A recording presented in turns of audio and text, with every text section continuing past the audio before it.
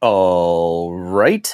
I believe this means we are live. Ladies and gentlemen, boys and girls, tech fans of all shapes and sorts and sizes and persuasions, welcome to another episode of the Monday Morning Tech Chat Show on the SGGQA podcast channel. I'm Juan Carlos Bagnell, aka Some Gadget Guy, the SGG of this terribly named podcast series. But the QA is the important part. Obviously, we're talking question and answer. We like to make this a more interactive conversation. I kick my show off. I like to get my week started with a good nerd chat. Maybe we're sorting out our feelings from news over the past week, or maybe some news broke over the weekend or this morning. And we're all going to chat it out here better than just getting outraged at a headline that was posted on social media. We really want to follow these topics, these stories, as these stories develop like serious news people, folks. How's it going, y'all? I'm already seeing a great list of names here to join me in that mission. We got Jimmy Fire Dragon wishing everyone good hydration. We got Rob Aaron saying hello. Command Control Device checking in from the Twitch. We've got Bionic Scoop. What's up, Scoop? Scoop is playing with a fun new toy. I think Scoop is very much enjoying his time. He just got some fun, cute little gadget that I have also personally enjoyed. We got H2O Taku saying, good noon, everyone. We've got Lilwani. I'm missing people here. Did I say Simon Says Hypno? We got Fat Produce. We got Georgie. We got Sue Lynn.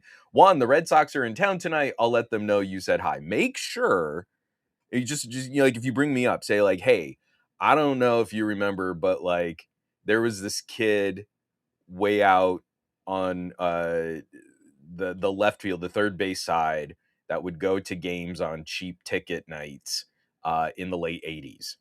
And he would like yell a whole bunch during the game and see if they remember me. Like anyone from the 80s is out there. We got David Los Angeles.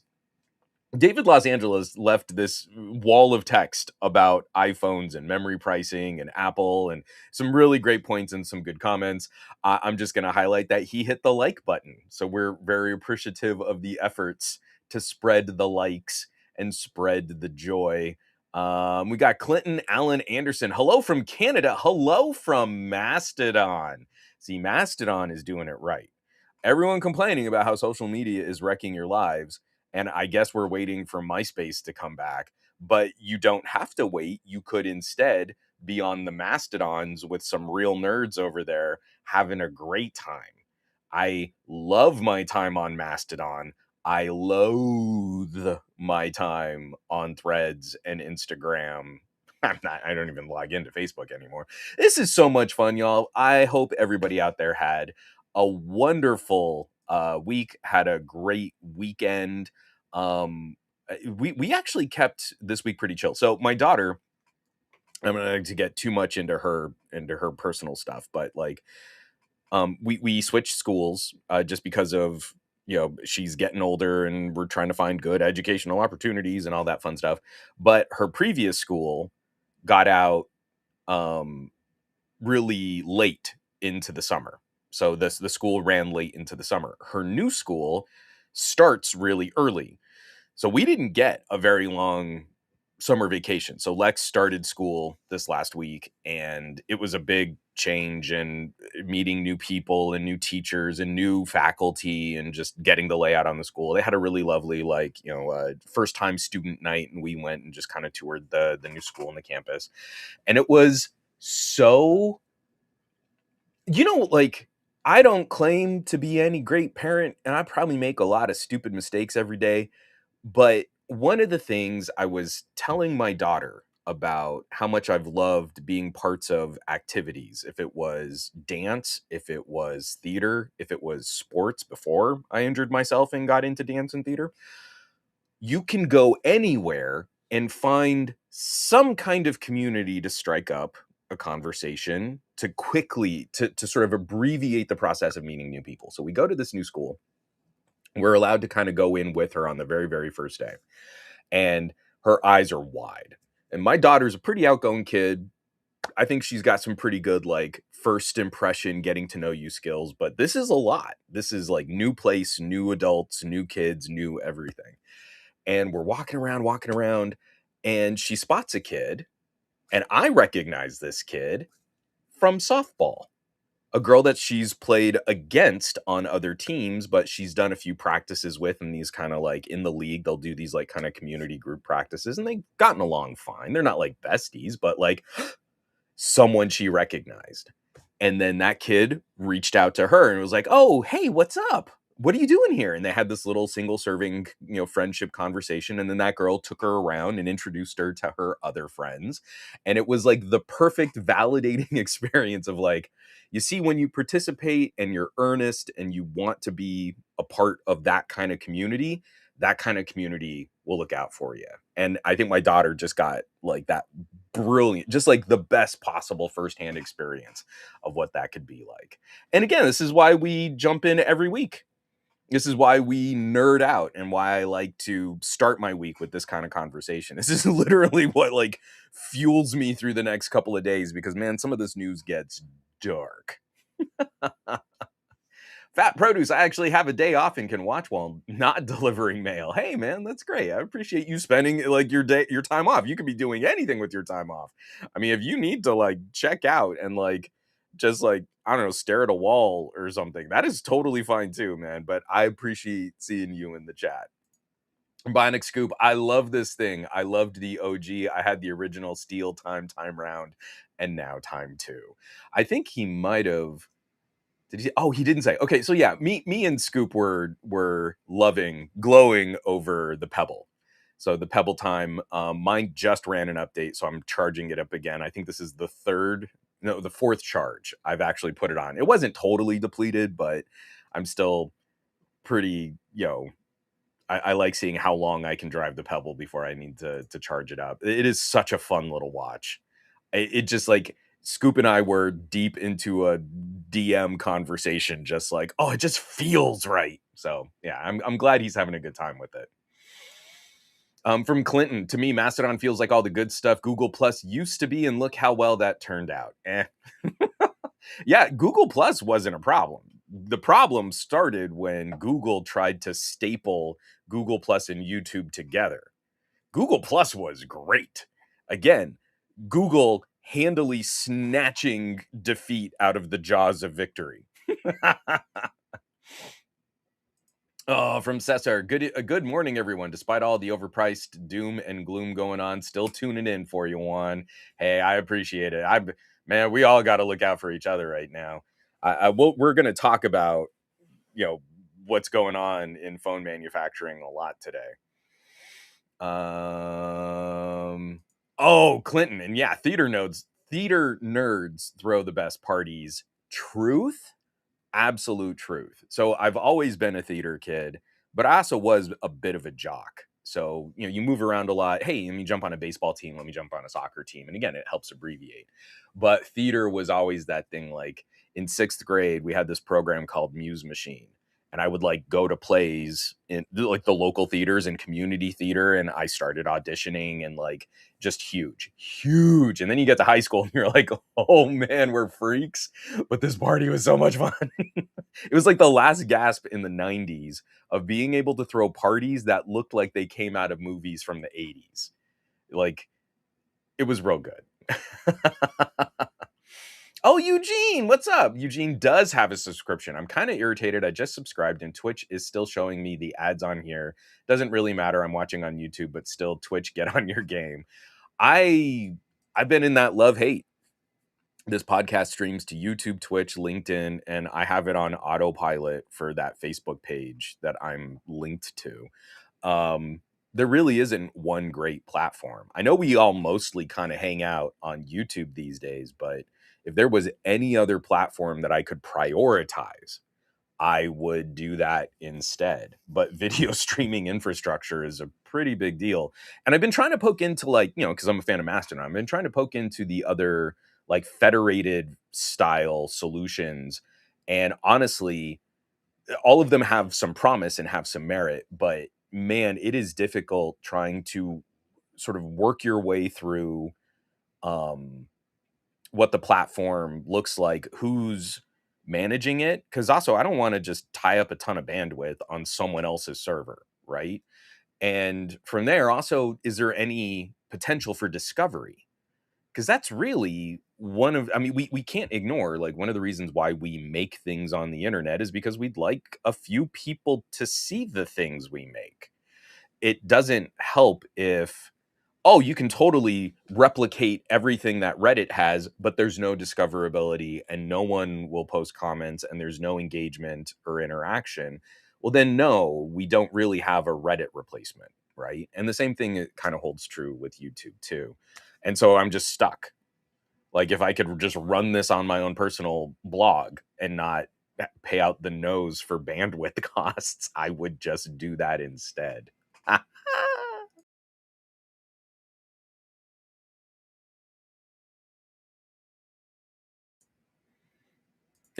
From consumer compute. And for someone who used to play high school and college soccer, I would look at me more as a sophisticated jock, not just a jock. A jock with some taste. I know that feeling. That's cool. It's all good. Oh man. Clinton Allen Anderson, what was your best favorite theater experience? So we did a it was a part of a class. It wasn't even a main stage production, but we did Under Milkwood with an entire acting class my sophomore year of college, which was amazing. But I think my absolute favorite theater experience was for 3 years in a row. We would do a fundraiser in New Mexico for the local theater, for Albuquerque Little Theater, ALT, y'all, in the 505. Um, and our fundraiser was Tony and Tina's Wedding, which is a live dinner theater performance where everybody who's in the audience in attendance goes to this wedding. And so the first act is a wedding where crazy, calamitous things happen. The second act is an actual reception with dinner service. So I often played the brother to the bride, Johnny, and you would interact and mingle with the crowd, with the audience, and then there would be these little timed set pieces that would have to happen. So I'd be like, kind of flirting up some girl over at the bar, and then I like, oh, excuse me, I just got to do this thing. Yeah, Tina, she's so demanding.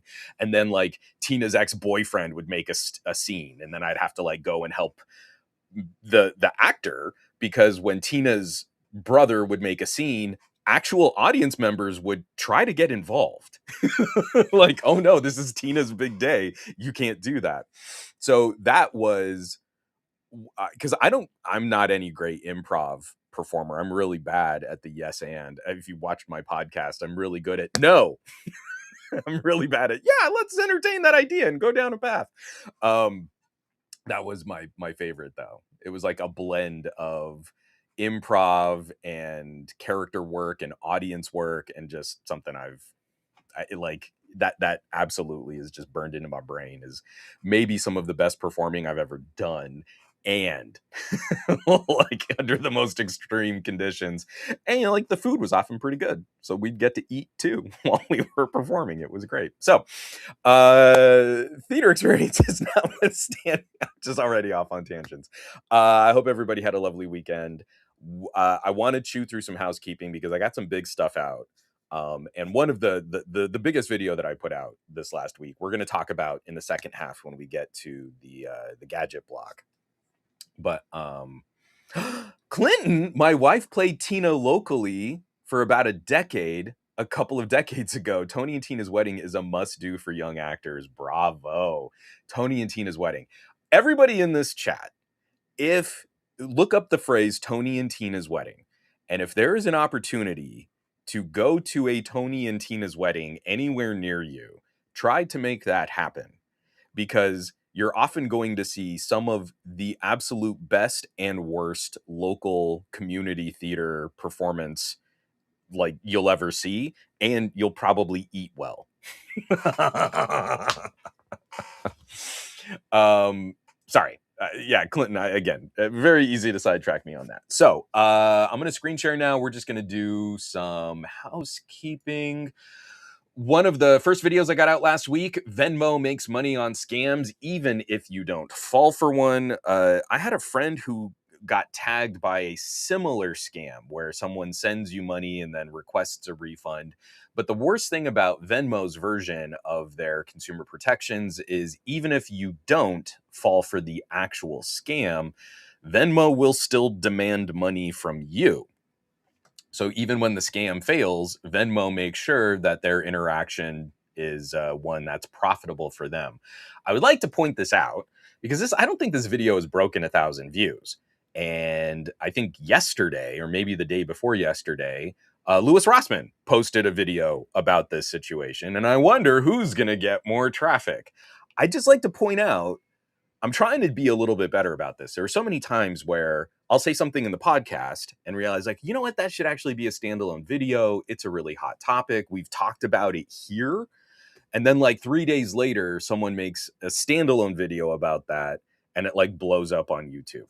And I'm really tired of like being the guy who was like, yeah, I talked about that last week. Now you care? Now it's an issue?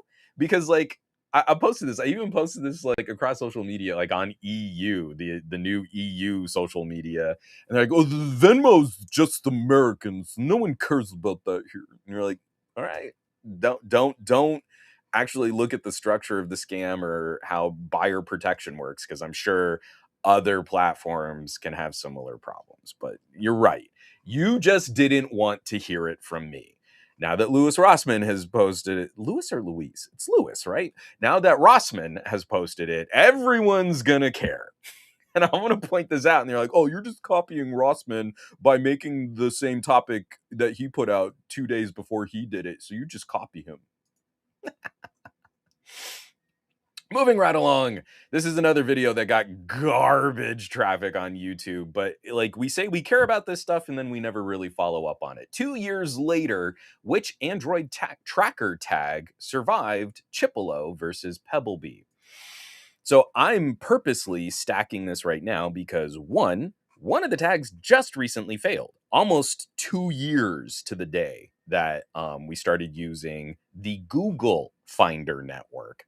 But two, suddenly people are going to be all about the Google Finder network now that Google is going to be putting out their own hardware tag.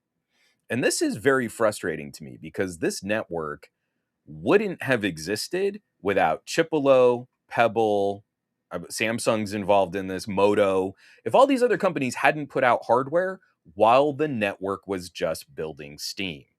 Think back 2 years ago and all of the hot editorials about this type of tech. Oh, but AirTag's so much better and Apple network so much more accurate, because you need lots of devices contributing to the network.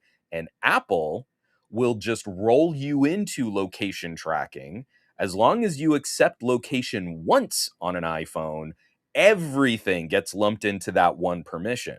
If you try to use a tile tracker on an iPhone, you have to go through all of the scary permissions, and it's going to track your location and it's going to know your cell radio and it's going to spy on you. Do you accept it spying on you? You don't have to do that when you activate an AirTag. It just activates because when you set up the iPhone, at the very first time you logged into it, if you said, yeah, location, cool, I want to use Apple Maps, Apple just applied that permission to everything you do. So Google took a little longer to get up to speed, but now funny, we don't see those hack comparisons anymore. Like, oh, I mailed myself a Chipolo and an AirTag. I wonder which one gives me more accurate results, because now it's kind of about the same. And in some countries where Android is predominantly more used than iPhone, not here in the United States, those results don't look great for Apple. Because there are more devices contributing to the network. So my wife and I bought these tags a year before they shipped. I had pre-orders on the Chipolo and the Pebblebee for almost a full calendar year because of Apple manipulating the market and giving themselves an unfair advantage. And when we finally got them, we immediately my wife used the Chipolo and I used the Pebblebee, and we've used them for 2 years on keychains. So real hard life. I mean, like, I have the Pebble Bee. I had the Pebble Bee. I show the Pebble Bee next to another Pebble Bee that I bought, and the one on my keychain is, like, really damaged and worn looking.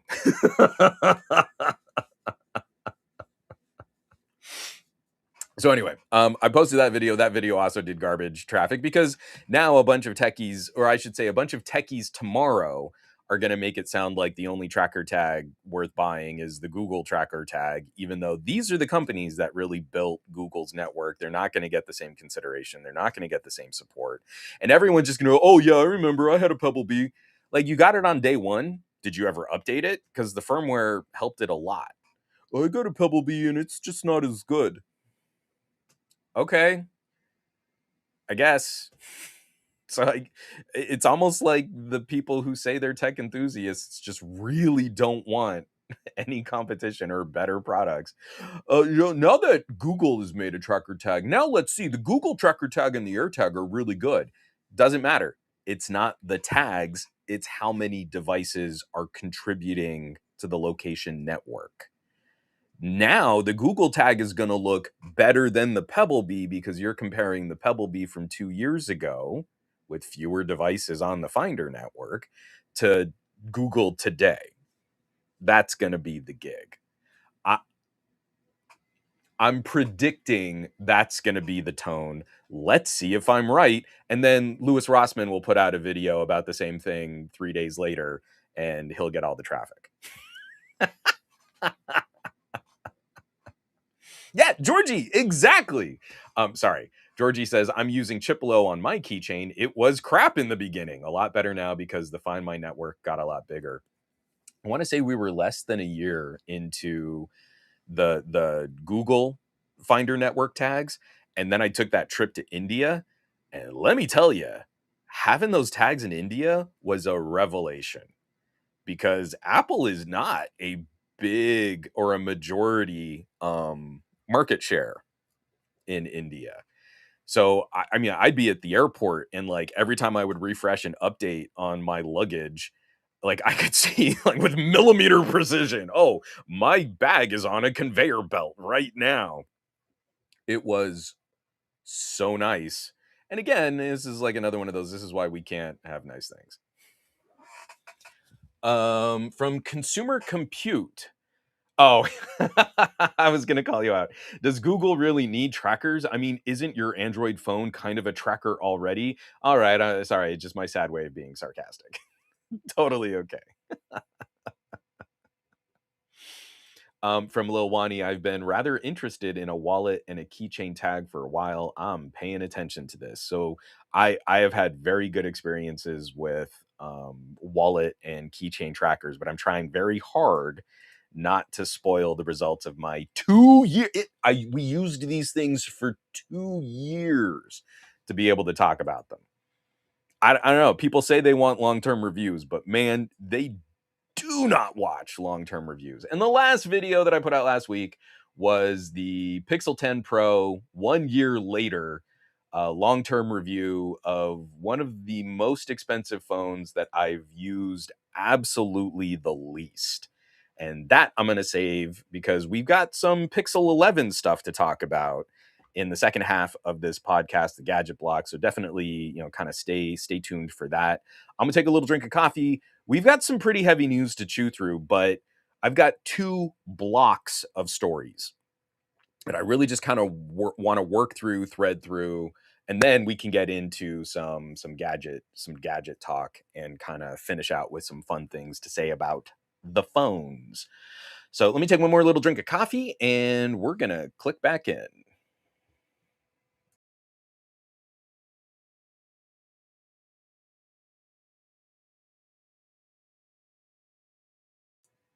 All right. So, everything we're going to be talking about this week is going to be available in the show notes. I link it on somegadgetguy.com. That's where the main public version of the podcast lives. Then, of course, there's also the Patreon, where I do a slightly more cleaned up version of the audio replay. No interruptions, no ads, nothing like that. patreon.com/somegadgetguy. And a huge thank you to all the people supporting over there because, I know times are tough and money's a little tight. And I know that, you're choosing entertainment dollars. So I really appreciate that some of those are helping to keep the lights on here. All right. So, what's funny is I just said what I was going to do. I'm going to flip the order real quick. I just want to highlight this, and we don't need to spend a lot of time on it. But Roblox. Oh, sorry. This is written up by Callum Patterson over at, I don't know how to pronounce this website name. Dexerto, Dexerto. I've literally only seen how it's spelled. Dexerto. I apologize. That's on me. I probably at some point should just figure out how this website is pronounced. Roblox loses 70 billion in value as company blames lack of viral games. According to Roblox, daily active users fell to 123 million during the second quarter, down from a peak of 152 million in the third quarter of 2025. The company also reported that bookings, a key measure of player spending, grew by just 8% year over year after previously posting much stronger growth. Who here thinks the problem is Roblox just isn't getting enough good internal games? Because that's the platform. You've got this weird blocky world, and inside Roblox, people make their own little apps and games and services and chats, and that's what the players interact with. So yeah, you can monetize that stuff. You can make money in Roblox, and Roblox, by offering the platform, they get a cut. They're sort of like a publisher and a platform at the same time. Who thinks that it's just, oh no, we don't have enough viral hits? I think Zimfad has already kind of nailed the issue there. I'm bringing this up because I would like you to read the work, Dexerto. But also, I just recently spoke with one of the lawyers that is coordinating some of these massive lawsuits, of which there are over 160 active lawsuits against Roblox right now, with individuals and with states suing the platform and forcing the platform to do the bare minimum in trying to protect kids from creepers. And with all of that negative press, and with parents starting to get a little more hip to what their kids are doing online, do we think that the problem with Roblox revenue is just not enough viral games? Do we think that maybe the player base and who was investing a lot of money in Roblox might be changing just a little bit now that there's scrutiny over some of the worst and most predatory business practices the world has ever seen? Do we think that that might be a bigger issue than just, if only we had one big game? If we had more big games, then people spend more monies.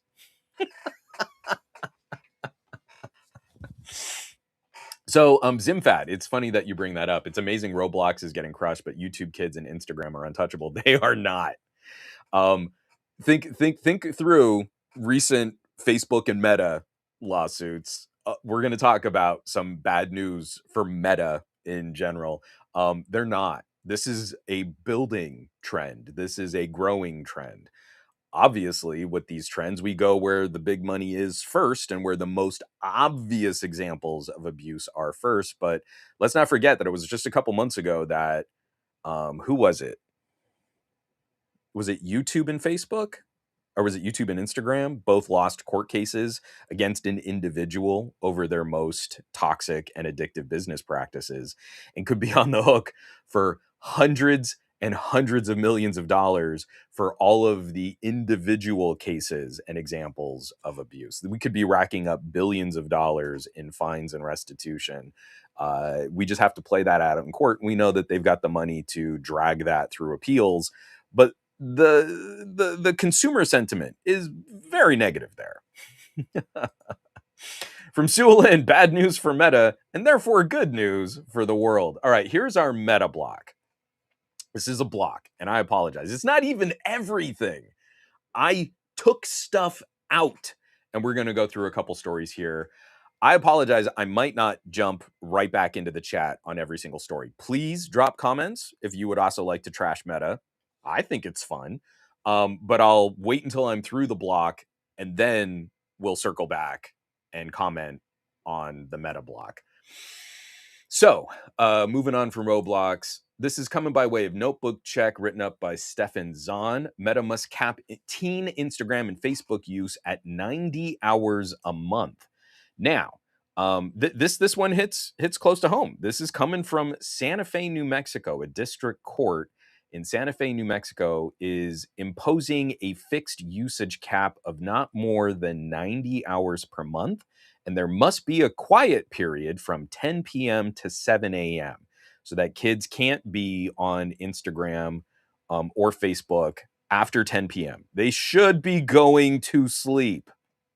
There are also limits on AI chatbots. And this is important because we've got to be real careful here. Meta had invoked Section 230 of the Communications Decency Act. So they didn't say that in the article here. The provision in US law that shields platforms from liability for content their users post. The court did not accept it. The state, it held, is not trying to make Meta answer for third-party content, but for the effects of its own design decisions. I have been saying this for years now. So what was it? 3 years here, a year in Calabas. I was back in like 5 years ago, 6 years ago now, where I first brought up we have this legal protection, Section 230 of the CDA, which I felt, and it still feel today, platforms like Facebook try to have it both ways. They're not publishers, they're not creating content, they're just the platform that distributes content, so they should be protected against the content that's on their platform. Except they also use these algorithmic sorting systems that put that content and prioritize that content in front of their users' faces. And now, because they're all into AI, they're creating adjacent content that the AI has scrubbed. And we've also seen those legal arguments play out in court very poorly for the AI companies, especially Google. AI search, now Google is responsible. If AI goes out, scrubs a bunch of websites, and then delivers bad information to you, that's on Google. Google can't sit back and say section 230, section 230, it's not our fault, because the AI took bad information and made something new out of that information. Now they are the content creator, and Facebook is absolutely guilty of that kind of chicanery too. So this is a big deal. The big problem here is this is localized to New Mexico, and really the only way to enforce it is with sort of the lowest level IP trace. So any kid who understands like how a VPN works is going to get around this in like 10 minutes. But Facebook is on the hook for user behavior after they've been conditioning their users to use their platforms in these specific kinds of ways with these kinds of dark patterns. Baby steps, not a huge step, not going to fix it, but we have legal precedent now to push back against these larger social media companies, which is good because when we're talking about kids and social media, unfortunately, we do have to tangentially discuss with sensitivity how much abuse is proliferating on these platforms. So this is written up by Matt Burgess as a security post over on Wired. Meta ran ads that contained AI-generated child abuse imagery. And just like the editor's note on this article contains descriptions of imagery depicting child sexual abuse. Reader discretion is strongly advised. So this isn't we investigated Meta, and 4 years ago, Facebook accidentally published an ad that showed images of child abuse. This is as recently as last month. Meta's automated systems for Facebook have been publishing ads featuring really despicable content. And this isn't wholly unique to just Meta, because we've been complaining about like Twitter, for example. And the fact that if you went out and made an adult app, it would not be published by Apple or Google because they have such strict moral obligations to their users. Even if you said it was for adults only, we're just not going to allow that no content, no grown up adult content. But we'll still happily include Twitter as an app you can download, which unfortunately, and like Facebook, unfortunately just includes a whole bunch of child abuse imagery. But there's not even like a public admonition or warning or backlash. Google and Apple are sort of fine keeping Facebook and Twitter in their respective app stores. So this is real bad for Meta because now we're seeing even more international scrutiny over Meta's business practices, especially as this is like advertising. Meta is set to take over as the number one in ad sales. Maybe not in profits, but I think in revenue. I think they're about to beat Google. Well, just like we talked about with Roblox, unfortunately, there is a market for something that they're making money off of with these ads, which isn't great. But to that same point, Apple gets a cut too. This is from the Wired article. Several of the meta ads found by the TTP researchers linked to an app called Mask AI that appeared in Apple's App Store. The app was linked to a Chinese software developer, did not show any nudity before it was downloaded, according to a Wired review of the app. However, once opened, it exclusively contained AI-generated adult images and included features that allow users to upload images and face swap people into other situations. So, again, when a company, however you might feel about grown up adult fantasy entertainment, I have my issues with a lot of that industry. But if a company wanted to make a grown up adults only app for that kind of content, which was public and visible and had big walled garden protections around it, Apple and Google just can't. They're so moral. They're so moral. They just couldn't possibly engage with that kind of platform because they're morals. But Apple is kind of fine making a lot of money off of the transactions that come through the Apple App Store when these things are just a little quieter, sneakier, and they kind of subvert the Apple App Store rules. Now, of course, Apple has taken steps to remove Mask AI for violating its policies against notification apps. And Facebook and Twitter are still on the App Store. So yeah, go after a low-level app. Because basically, Mask AI is just a wrapper for another AI platform. Mask AI did not make AI models that could do this kind of image manipulation. Mask AI is just a prompt front page that helps people do this kind of crap. And it's using some other backbone or model or system to engage with that. It might be using a system like Grok, which you can very easily interact with on Twitter through the official Twitter app on the Apple App Store. So if we're going to do this like bottom up kind of policing, well, yeah, you just killed Mask AI. That was just a name and a wrapper. That company or those developers could easily just flip the name again, put out another app, probably get another like 500,000 users because of their, how gross that business model is. And then Apple will crack down on that new wrapper. And then they'll scrub that, kill it, put a new fresh coat of paint on it, and just rinse, repeat. But you know what? If you came down on Facebook and Twitter, it would make that business model, that disgusting business model, so much more public and so much less desirable. You could really send a message. Apple doesn't care about sending the message. They're making the money. Um, yeah, remember how I said Meta is set? I think, believe is set next year to maybe outpace Google in terms of ad sales. This article, by way of futurism, from Frank Landemore. Meta caught paying Nazis to post on Facebook. I love the subtext. We did see that coming. Meta was paying out and out neo Nazis to post on Facebook, an investigation from Australia's ABC News found. These pages and individual creators posted content that appeared to be in clear violation of Facebook's own hate speech policies. Nonetheless, they were able to earn money on their posts through the platform's content monetization program, which is invitation only. And if you've been following my podcast for at least the last 6 years, that's not a surprise.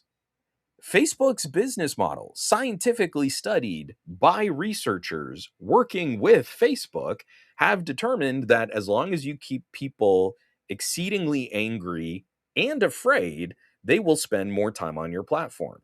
The more you make someone miserable on Facebook, the more time they're going to stay on Facebook. So they have a significant vested financial interest in platforming the worst kinds of people because it's going to make them more money in the long run. And I love this. Hold on. Just at the end of the article, here, I'll screen share this too. In a statement, Meta did not address specific questions about the pages it was awarding money to, but said it was, quote, important to distinguish between speech that is offensive and content that could potentially lead to offline violence. Such speech may be offensive to many, but it is not Meta's role to police offensiveness. And man, this is going back like 8 years, 9 years. I've been on the internet way too long. But do we remember Meta and Facebook have this decade-long policy of silencing niche communities? Oh, it might be offensive to have a Facebook group that's a private, a singular group where women talk about pregnancy issues and things like breastfeeding, and people talking about that kind of biology on Facebook, that could be offensive. And Facebook would shut communities like that down. Facebook has a pretty clear track record of taking down some of the darker, but I think still appropriate and necessary conversations when it comes to LGBTQ plus policy. Facebook doesn't seem to have issues policing for offensiveness there. But actual self-proclaimed Nazis become millionaires posting on Facebook. We can't, that speech might be offensive, but are they calling for outright violence? We just don't know. There's just no way to know. We wouldn't want to chill freedom of speech for a Nazi. And this isn't like, oh, liberals will call everything Nazis. No, this is like, they call themselves that. This isn't me putting the label on them. This is them putting the label on them. And that's who Facebook is giving hundreds of thousands of dollars, $1 million. Because this is also similar to what happened recently on Twitter. Whenever you pay for content on a platform that algorithmically sorts that kind of speech, you're probably leaning into, and this happens on YouTube too, you're probably leaning into the dark patterns that make people miserable, so they'll doom scroll more on your content. So, the more we keep using Facebook and Twitter, and we're here having this conversation on YouTube, the more we can count on the most hateful rhetoric being the most profitable, and literally the most profitable for the people that are creating that hateful rhetoric. And if violence ever does come from this rhetoric, all of these companies are going to, oh, I'm clutching my pearls. There was just no way we could know. And you can't prosecute us. Section 230, Section 230. But they're the ones that are putting the content out there and popularizing it with algorithms that are designed to make us miserable. From Facebook's own study and from YouTube's most recent business policy changes, this is the spiral, the death spiral that they want all of their users engaged with, because they really just care more about time on site than they do the health of their users and the long-term monetization impacts that this kind of content can bring. And lastly, this is just like, again, I feel like this is just a banger TLDR from 404 Media. The people running this stuff are just so weird. I'm a nerd. I'm a geek. I'm not neurotypical. I have lots of issues. I don't think anyone is is going to be shocked by me saying stuff like that. I studied enough clinical psychology in college to be an absolute menace to myself and other people around me, and I work very aggressively to not diagnose all over the place. But I feel like there's some pretty clear indications, like, man, I'm a little messed up. I feel the people running these companies, like the Sam Altmans, the Mark Zuckerbergs, they're just, man, they are just a different breed of weird. And not in a fun Austin, Texas kind of, keep Austin weird and fun kind of way. In a let's write manifestos about artificial intelligence kind of way. So this is written up by Jason Kobler over at 404 Media. Mark Zuckerberg posts deranged 6,500 word essay about giving everyone AI superintelligence. And I love the subquote here again, the subtitle. Quote, "The future is for everyone," Zuckerberg says, describing future that is primarily good for Meta. And it's just so weird.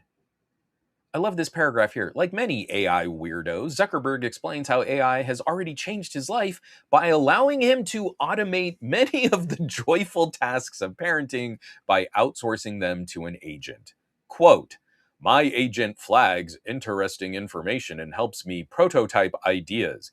It helps keep me healthy by monitoring my sleep and then watching as I train and give feedback. My daughter loves to bake, so my agent plans personalized recipes for us to make together each week and orders the ingredients and then offers suggestions as we're baking. My 8-year-old daughter can already code her ideas and produce videos in an evening that would have either taken me months or been impossible previously. Now we're designing a robot together." I tried to do my most realistic Mark Zuckerberg voice. I think I nailed it. I think I'm doing pretty good. My Mark Zuckerberg is getting there. My daughter started cutting video at 7. Do you know what's not terrifically difficult? Is to get a 7-year-old interested in using technology as a creative platform. My daughter had a coloring app that she didn't like it was like on a TCL. No, it was on a Huawei tablet. She didn't really care for it. It was very simplistic and would have these like coloring book pages. And she would like kind of tap the like 7 different colors that you could have and you would like paint. So I want to say, how old was she? Because my wife broke that tablet and it broke our heart because she took it so like stoically.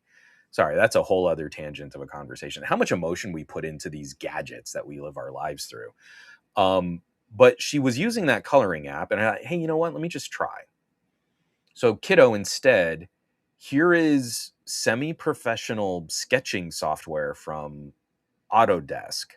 This is a company that makes CAD design software, and they've got like a cute little multi-layer art paintbrush sketching app. And she freaked out. She could use all of these different brushes. She could use pencils. It could look like pen. Her tablet did have basic, very basic. It didn't, I don't think it was pressure sensitive, but it did have a stylus. So she had a stick that she could draw with. She could scribble on something, then put a new piece on top of it, and then scribble on that. At like 6, she was doing layered art. We could go and download coloring book pages, do a layer where she could color in, and then we could delete the coloring book page, and you'd get this crazy watercolor effect of what that image was without all the hard lines that the coloring book page defined. She was doing that at 6. I introduced her to LumaFusion. She makes videos of our dog, like these cute little conversations where she'll have like a stuffed cat talking to our dog, and she does shot reverse shot. Maybe not the most exciting editing style, shot reverse shot, if you've watched any Red Letter Media criticizing the old Star Wars films, but she's 10. She's not George Lucas, she's 10. So this idea that like, oh, my daughter couldn't possibly have done anything without AI is such crap. We keep thinking kids are these tech geniuses because they know how to push square get app. They really don't know anything about technology. They know basically how to kind of use the UI you feed them. But if you give them some real tools and not just a Chromebook for school so they can get lumped in with a bunch of Google AI services, if you give them some actual real tech, time and time again, they rise to the occasion. Next generation of budding filmmakers are right now making quick cut up videos with punchy editing to the beat of music using advanced techniques like green screen and chroma keying. And they just don't have the vernacular for all that, but they're doing it. For me, it was like I had to shoot film if I wanted to shoot a movie. There are kids, the next generation of creative people who aren't this Mark Zuckerberg cynical crap kid. Oh, I just have my daughter use AI to cut up videos. They're doing real stuff and they're doing it real good. And I'm watching my daughter dig in her lap. So she has a school Chromebook. I hate it. But I've said this so many times on the podcast, but I fixed up an old gaming laptop and I slapped Ubuntu on it. And she is going nuts on real applications, real work. She's starting to understand file management, where files on her laptop live. I just showed her that the laptop can look on our network and find the big box of hard drives. And some of her favorite movies are on that big box of hard drives. So she doesn't have to go to a website, to a YouTube, to a Netflix. You want to watch The Last Starfighter? Look, it's right here. And you're streaming it directly from the box upstairs and you're able to watch it. Isn't that handy? And she's starting to understand, oh, that lives on some other computer and I access it through this data connection and it doesn't take up storage on my laptop. And she's 10. She's using Shotcut. She's using Audacity. She's writing her stories in LibreOffice. She's doing presentations in real document software, not just online, like little kid Google Chromebook apps. Like Zuckerberg's assessment of humanity is so weird and so insultingly basic, but it's all in service of making him billions of dollars. It's sad. It's really sad. All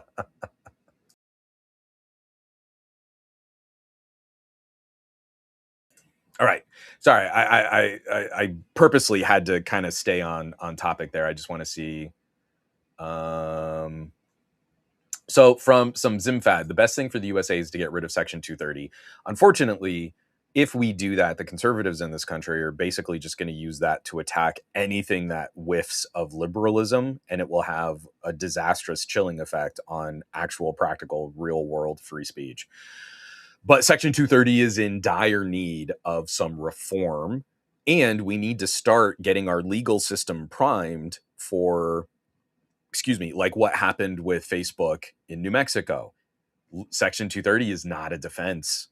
If it's not a defense, companies can't hide behind that shield and can be prosecuted or can be found liable for damages.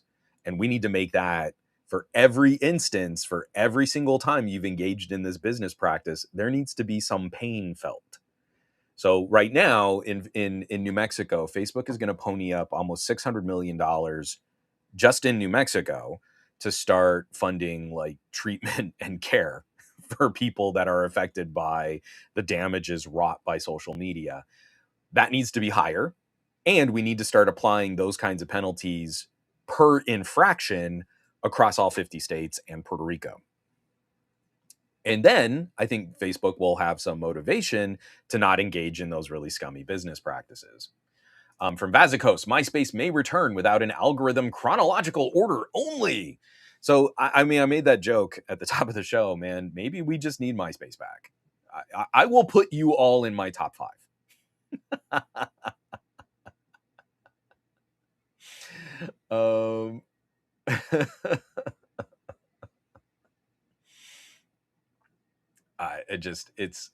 I'm sorry, I'm going through all of the comments and questions here. Ichiu Otaku and Zimfad were having kind of a back and forth, and I feel like they've summed up those thoughts pretty well. Simon says, Hypno, is racism really offensive? I'm just asking a question that should never be asked.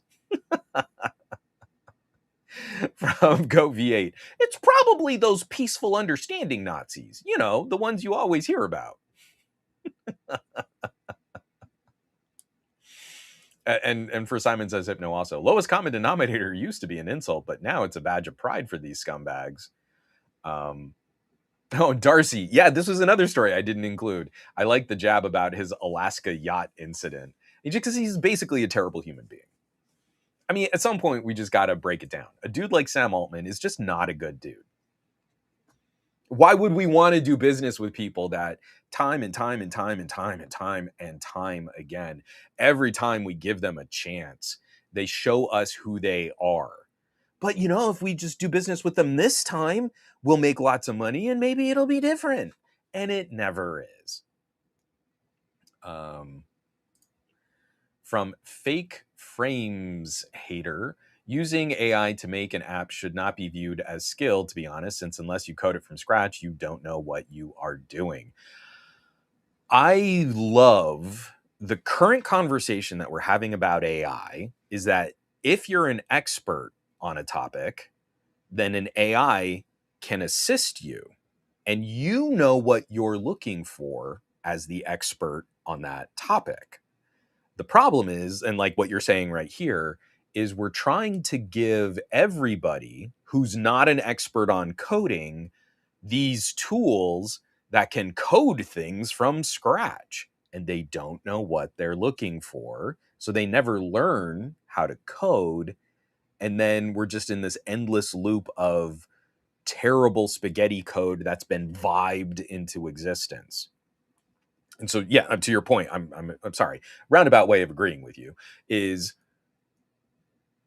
there are some really practical things we can do with a language model in a contained space on a specific topic that can really deliver some cool benefits. I run a little WAN bot on an air-gapped laptop that just keeps up with all of my articles, and I can search for things really easily. It gets every single fact wrong, but it points me to where I need to go when I'm looking for something specific. Love it.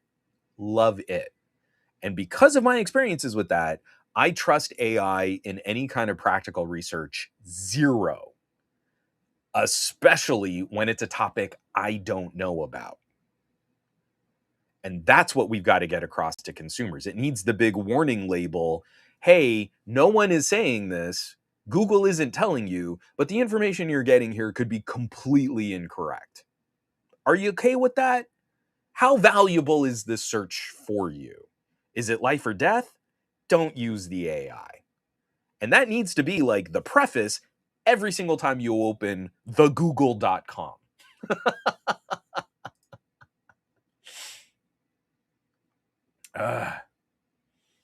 Yeah, Zimfat. Tell me how much fun that is. Zimfat just wrote, my kid already has access via Jellyfin and she understands what the NOS is. Tell me how great that is when you see something click in their little brains and it just takes them on a whole other path. And like, oh, now I can really do this.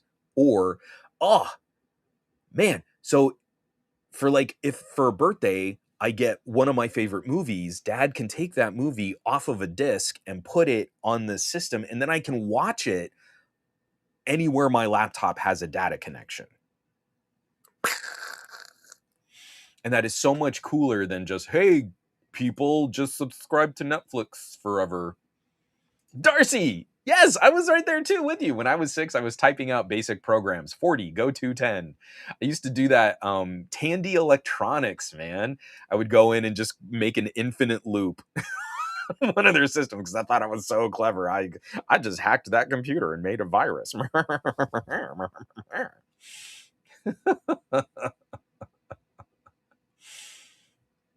Oh, H2 Otaku. Yeah.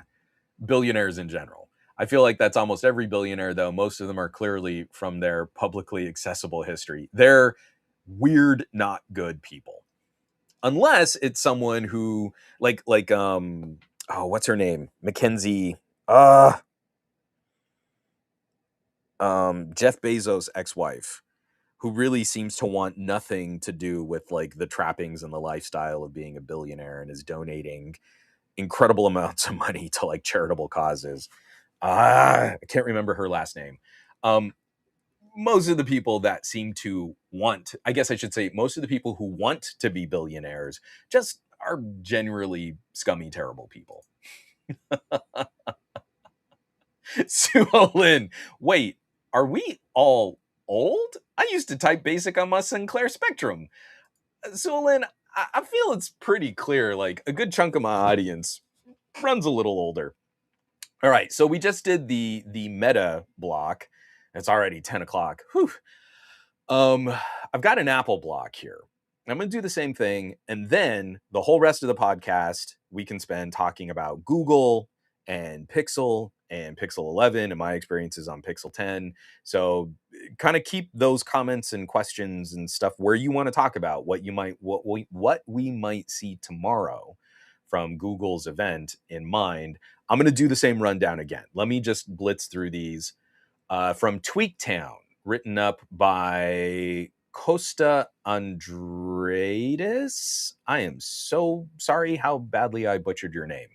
Memory capacity for all of 2027 has reportedly been booked and sold with no more DRAM or HBM available.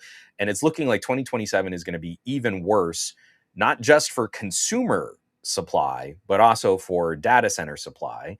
And I think this is hilarious because the way we're talking about all these companies, they've committed to spending this much, but these companies haven't actually locked in really buying it because the RAM cartel is holding these companies to these really absurdly long deals that they have to buy their RAM like in 5-year cycles. And who can even know like what's going to happen in the next 2 years, let alone in 5? But that's because the RAM cartel is kind of legitimately a really gross cartel preying on consumers in the business market. That's the kind of business practice they engage in. But that's not really what's happened. It's not like, I don't know. It's not like Samsung. No, I shouldn't use Samsung. It's not like Motorola wrote a check to Micron saying, here is exactly all the RAM we're buying, and here's the money to buy it. It's all of this speculative marketing.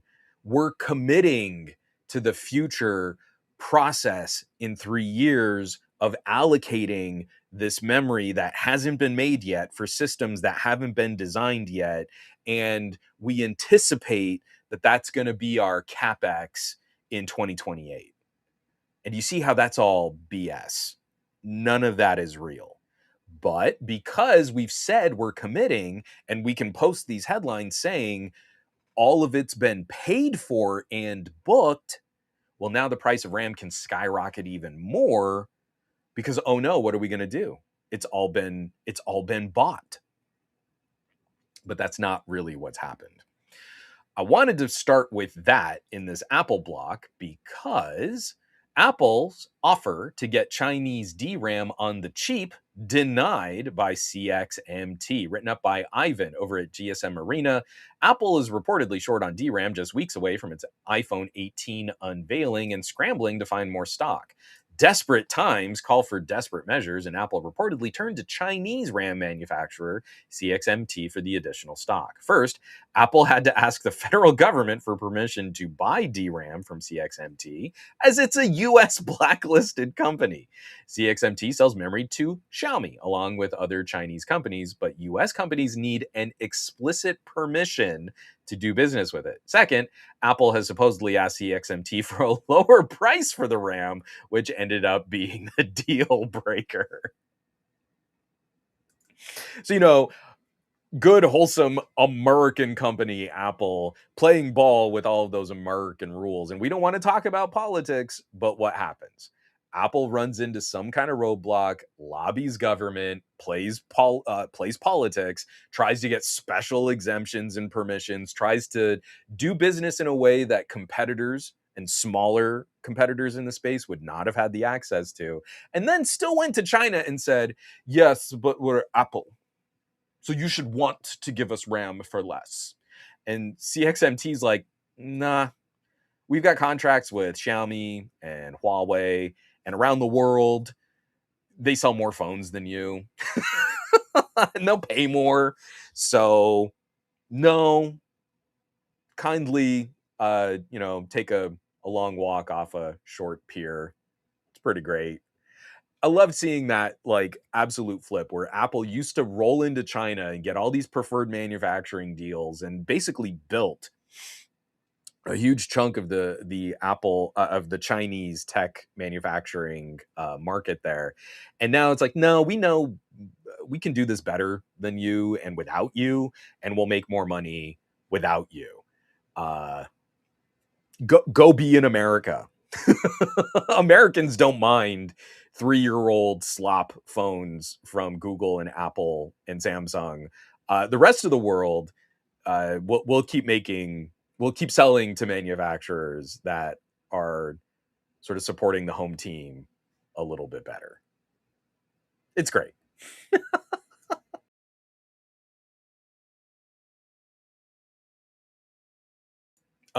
So from that, Apple is not getting CXMT RAM, which I want to say Lenovo is going to be selling internationally with CXMT.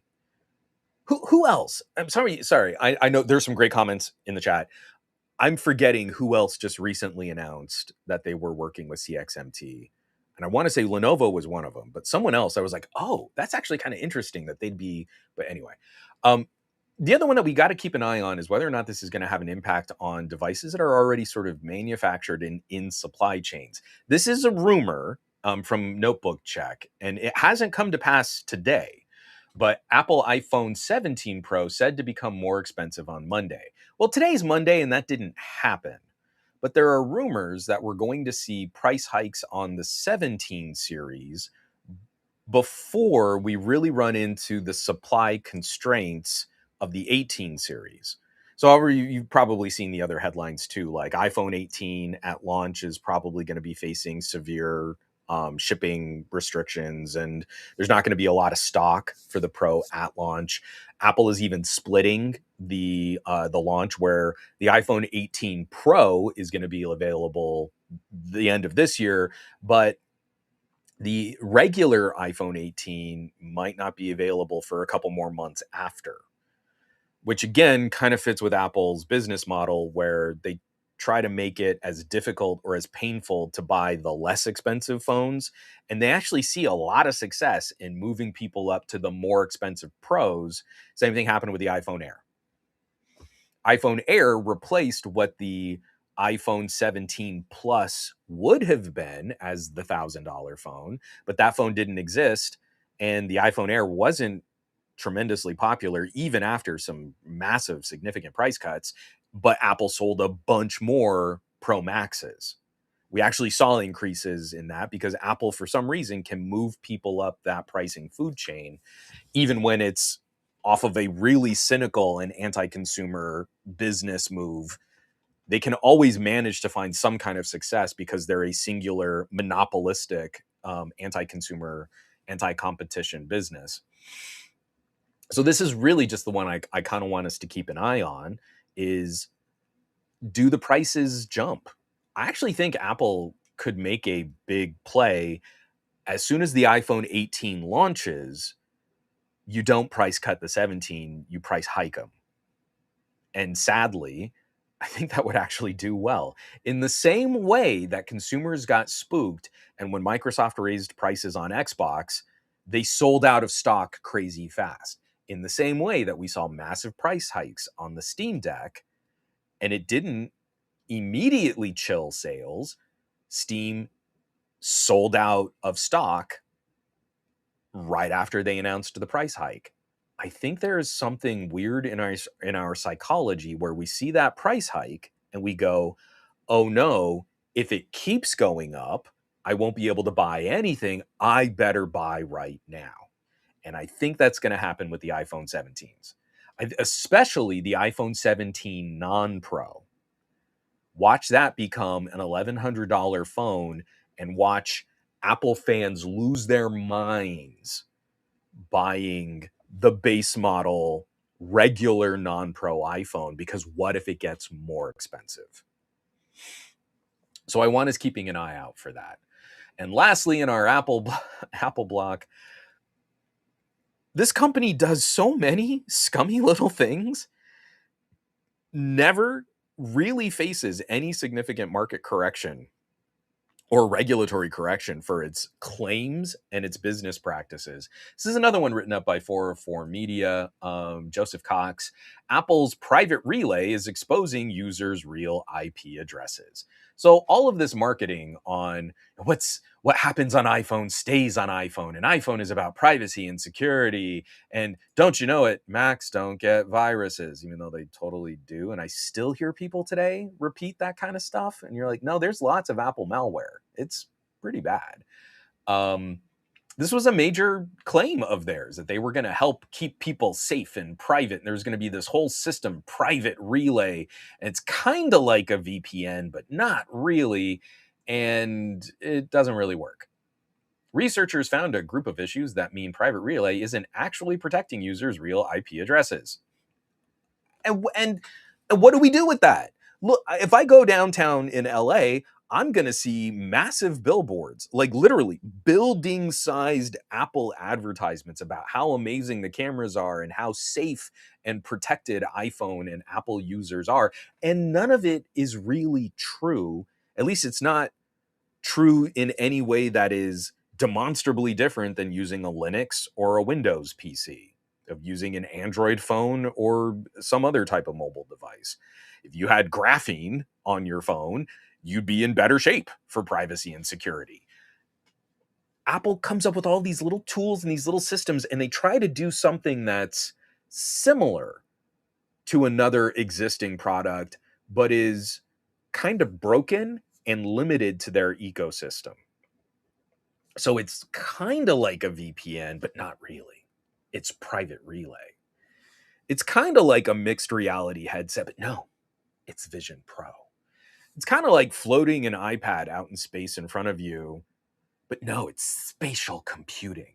It's basically just an ARM SoC, but no, it's Apple Silicon.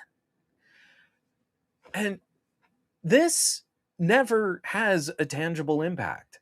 I'm still gonna talk to people around me with iPhones, and they're still gonna repeat things like, "Oh yeah, I mean the cameras on your phone are way better, but what about my privacy and security? I use all the Apple services, so what stays on my iPhone stays on my iPhone." Like, great. Oh, it's super great. I can't help you undo the education you got from Apple spending billions of dollars a year on marketing. See, I don't have billion. This is something in our primate brains. Like, oh, that primate is bigger and larger and must be the alpha primate, so I will follow them. I can't undo billion-dollar marketing campaigns and the platitudes like it just work. So the trust is because Apple has spent billions of dollars conditioning you to believe that for some reason iPhones are more secure and they don't sell your information even though they make tens of billions of dollars a year by giving Google all of your information. I'm the jerk for pointing that stuff out. People don't want to hear. I keep coming back to this, and this is going to be a major part of our conversation about Pixel. Also, is there is no opportunity to help adults stay on the pulse with technology and teach them what's changing in technology. We keep framing this like, oh, we've got to get kids ready for the 21st century, and all of their parents are completely lost on the basics of what their gadgets do from day to day. So it's not great. It's real bad. I had two others in here. I'm just going to go ahead and cap them on this Apple block. Let me just kind of scroll. I have to scroll back up because I don't know where we left off in the chat here.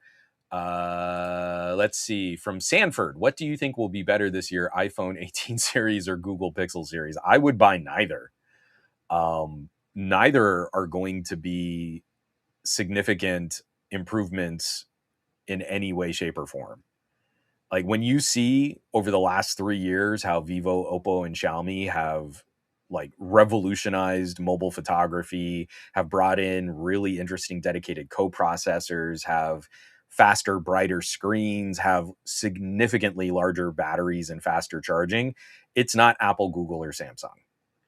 You can like those phones. I'm not saying don't like an Apple, Google, or Samsung, but no, you're buying tech that's kind of 2, maybe 3 generations old now. Galaxy hasn't changed substantially since the S20. A Pixel keeps ebbs and flows. Like it's gotten a little better than a Pixel 6 for things like the fingerprint sensor. It's gotten way worse for things like graphics processing that also impacts like UI and design and app compatibility over the next 5 years. Apple is Apple. Like you're going to keep spending more and more and more to buy the same kind of phone you've always been able to buy. And they're actively trying to remove features at higher prices.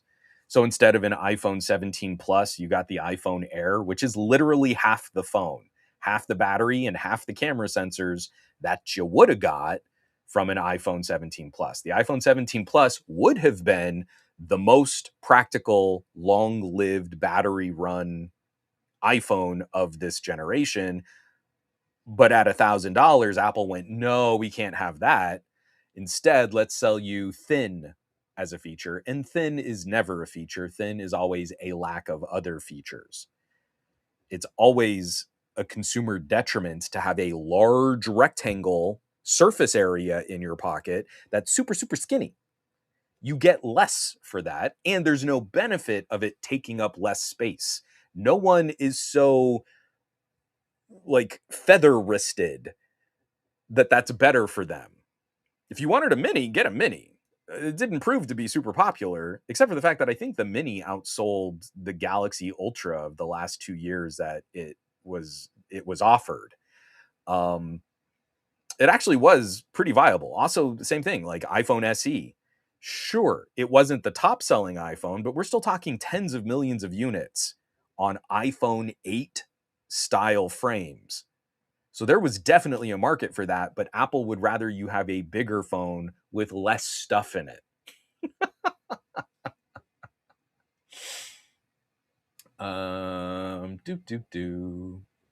Sorry, a bunch of people are replying to that. I love the conversation that's kind of going back and forth in there.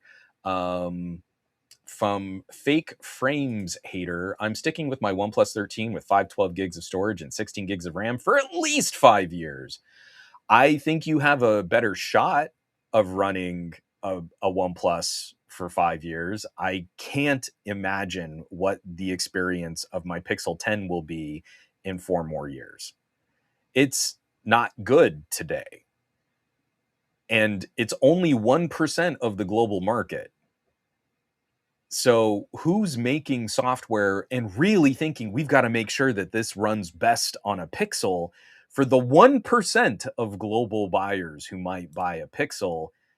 Increasingly, we're going to see app development, UI development, animations, all of the engines that support more advanced chipsets and codecs. All of that's going to move on. And what feels like an evolutionary dead end today is not going to age well over the next, oh, but it gets 7 years of software support. Not from app developers, it doesn't. Let me tell you, I can't play Grid Legends on my Pixel today. I can play that just fine on my Vivo FE.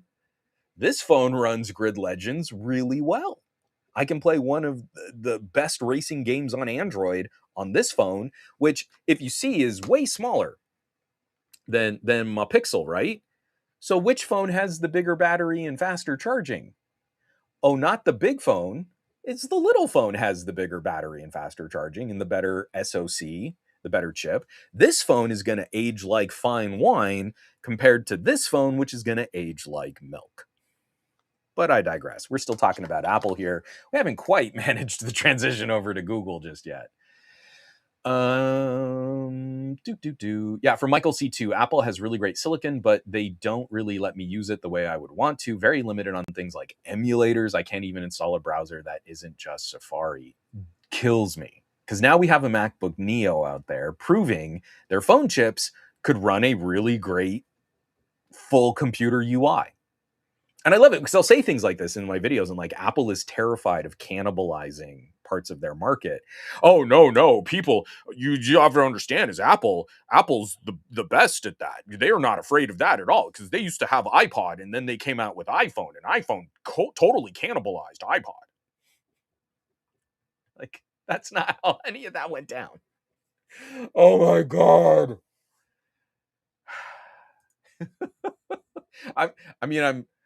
I'm introducing these like I'm making ridiculous straw man arguments. That is literally from a comment I got on my Pixel 10 video. Just like, people really believe that stuff. No, Apple, if they know they can make more, so they're gonna do it. So cool. So show me where I can plug my iPhone into a computer monitor and get the MacBook Neo experience because it's the same hardware. There's nothing different about the A series chip in a phone as compared to the A series chip in a laptop. It's the A series chip.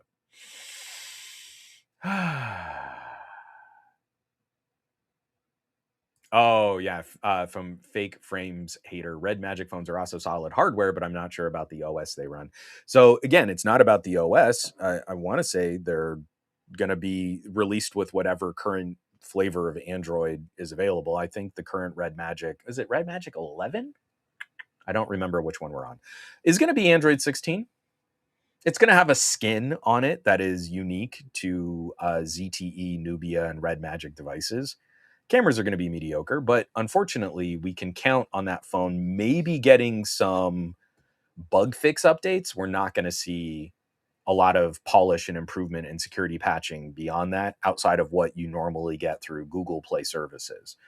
So that's the problem. Is I don't have a good solution for here in the United States where we've got Apple, Google, and Samsung all racing to slow down innovation. They're all copying each other in slowing down the rate of progress. And we know that's really what they're doing. Apple got sued by the DOJ for anti-competitive and anti-consumer business practices. And in their disclosure and in their court case, we saw actual communication from Apple executives to each other saying, our customers have it too good. How could we regress on this tech? We need to put a halt to any new technologies in our phones unless there's like overwhelming market demand for them, which doesn't happen because Apple owners don't know what's different or better. And that's how Apple can keep selling the same phone over and over and over again, especially here in the United States. That's how Samsung can keep selling the same phone over and over and over again. And why you've got these Google bootlickers here in the United States that seem fine with Google selling you worse versions of the same phone over and over and over again. So we can point to that trend and at the same time say, hey, you know what? Apple spent more money on stock buybacks than they did R&D. Look at their most recent initiatives, Vision Pro, total flop. The most successful thing they've done over the last several years is M series processors. Apple M series is really good silicon, just like we've been saying. But we haven't seen anything innovative or disruptive taking consumers to a new era of interaction with products and data and services. Right now, all of the Apple bootlickers are getting all of the hype machine warmed up again for a new phase of Apple glasses that are going to be like Meta glasses. And I promise it's right around the corner. And we've been talking about Apple glasses for 13 years now, since the first teaser videos came out on Google Glass. All of those Apple bootlickers have been talking about how we're going to see the real version of this once Apple does it. And Apple's been working, and Apple gets it right where everyone else just experiments with people. And now it's not Vision Pro. No, that wasn't really it. That was just a dev kit. Even though everyone around me was like, oh, Juan, you've got to get on board. Don't you like technology? You're such a hater. And then Vision Pro flopped. Like we all said Vision Pro would flop because it's a garbage idea. The mixed reality headset at $3,500 was a stupid idea. But now it's, oh no, so they're not even going to do an optical system. It's going to be like Meta glasses, like Meta Ray-Bans, where it's like audio and stuff. And it's going to be about AI. So Apple's going to do Apple glasses, right? Like, okay. It would be nice to see them try anything because right now Apple hasn't put out anything worth getting lit up about in years. They're coasting on their market dominance and anti-consumer business practices, keeping people locked into their ecosystem. But that's not growth. Not in the same way that we talk about other companies and demanding returns on investments.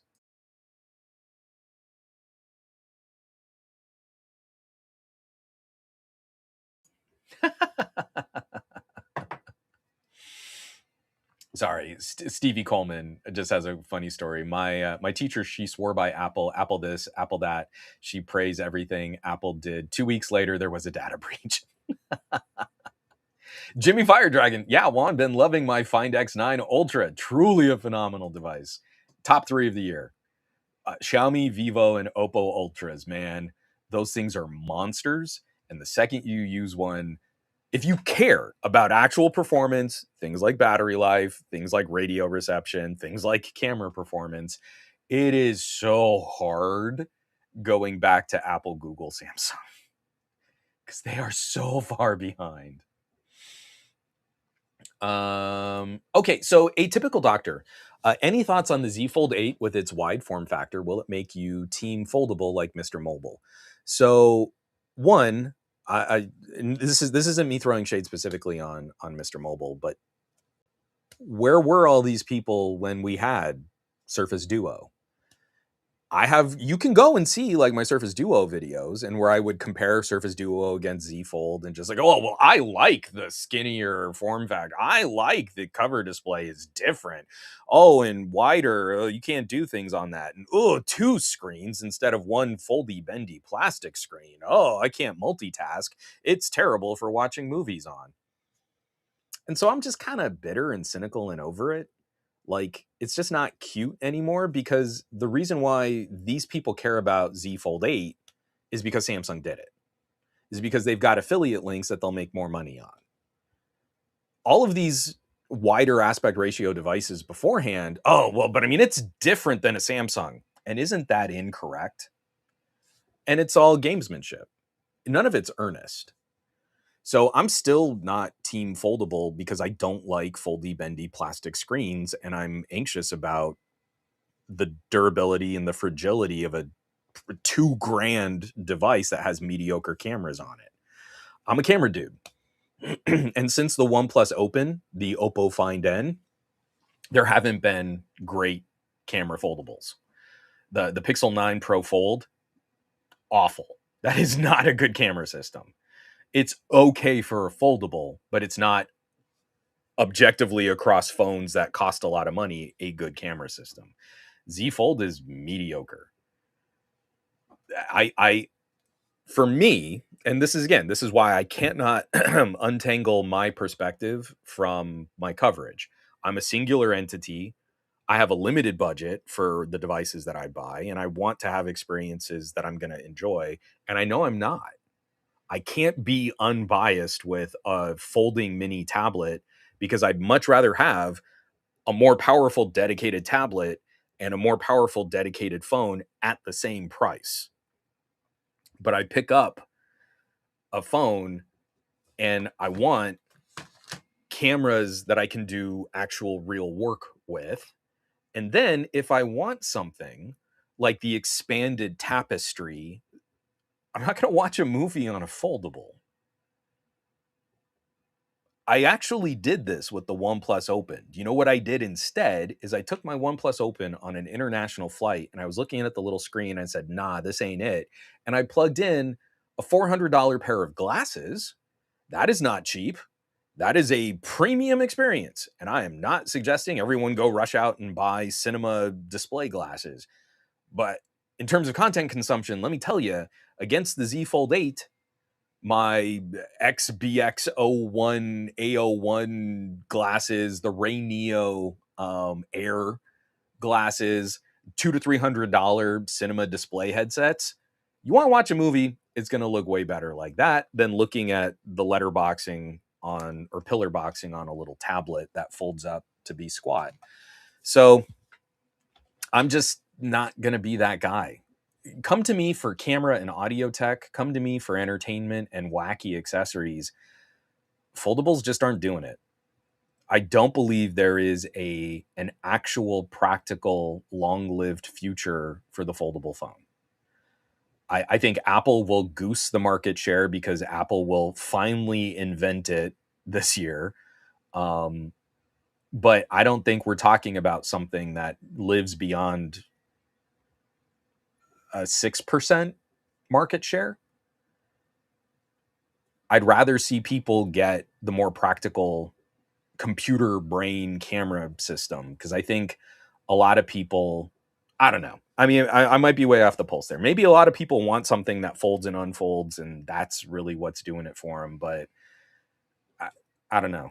I show people the photos I take with my cameras, and they look at the photos they take with their cameras, and there's some pretty big differences there. And they seem to think they care about that kind of stuff when they see what I do.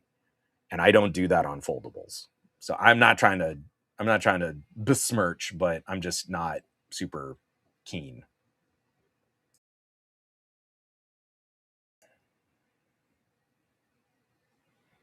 I'm way behind on this chat. You guys are like flying here. Yeah, for Michael C2, I even had a hard time with this. Not many people covered the literal appeasement programs Google. I really had to force an update and buy off Pixel for 4A, 6A, and 7A users. It was demoralizing because I also have a lot of family that were on older Pixel A series, and their battery tech is not in good shape. So it's pretty bad. Command control device. My only concern with any phone brand is the battery longevity. Samsung was the only OEM guaranteeing 2,000 cycles before 80% of battery health, but even they stopped. So for power users, battery replacement will be a must in 2 to 3 years if you believe that 7 years of software support matters. But I genuinely believe, like, we're talking like, 2,000 cycles and it'll still keep 80% of the battery health, except you're starting with a smaller battery.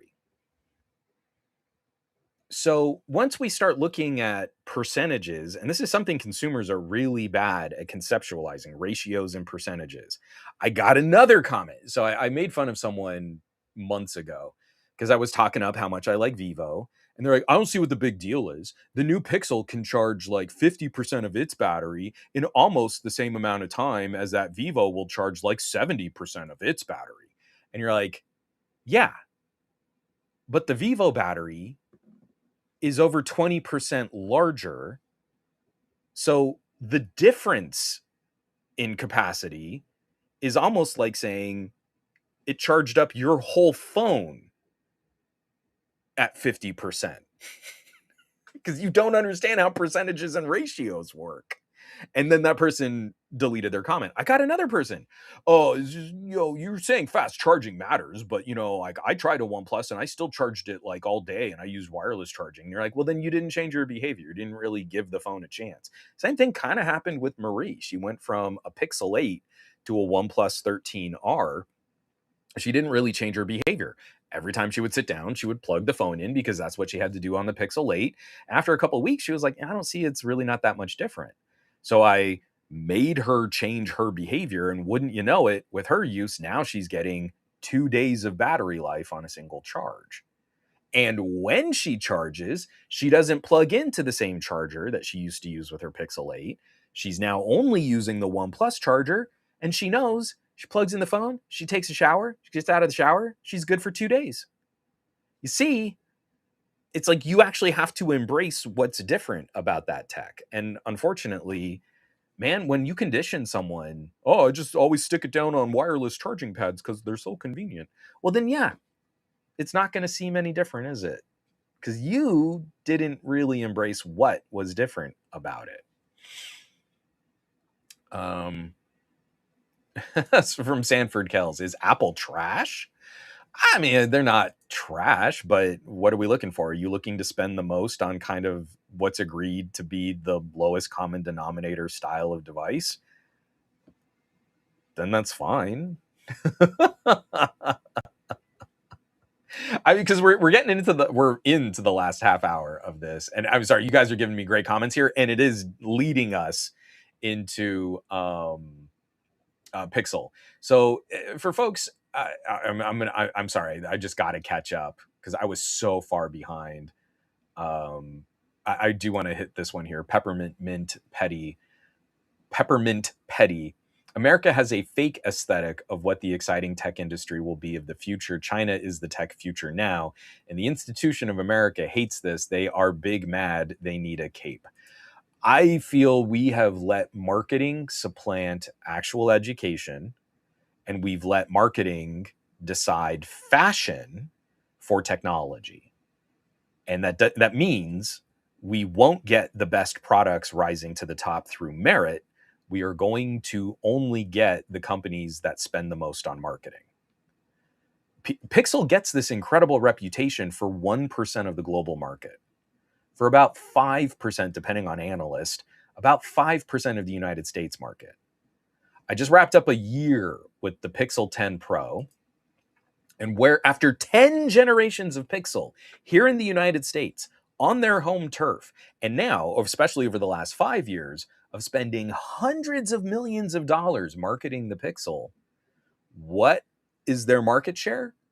It's still about the same, between high 3 and low 5%, depending on analyst. It's not great. And of that, like 3%, it's definitely not Pixel Pro driving the majority of those sales.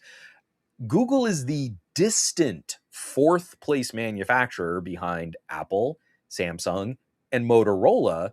And they only recently, last year in 2025, with the 10th anniversary and all the noise and a $100 million marketing campaign, finally edged out the previous fourth place finisher, TCL. TCL is the number 5, right behind Google in terms of market share in North America on Google's home turf after a decade. Do you know where Vivo is? Vivo started selling phones in 2017. Vivo, my Vivo, the company that I'm currently, the phones will keep my physical SIM cards. Depending on analyst, global market share around 7%. So let's round down. Vivo is outselling and outgrowing Google internationally 6-1. Oh, but Google is seeing such tremendous growth in Japan. Yeah, because they sold like 0 and then they sold thousands. So that's like 1,000% growth.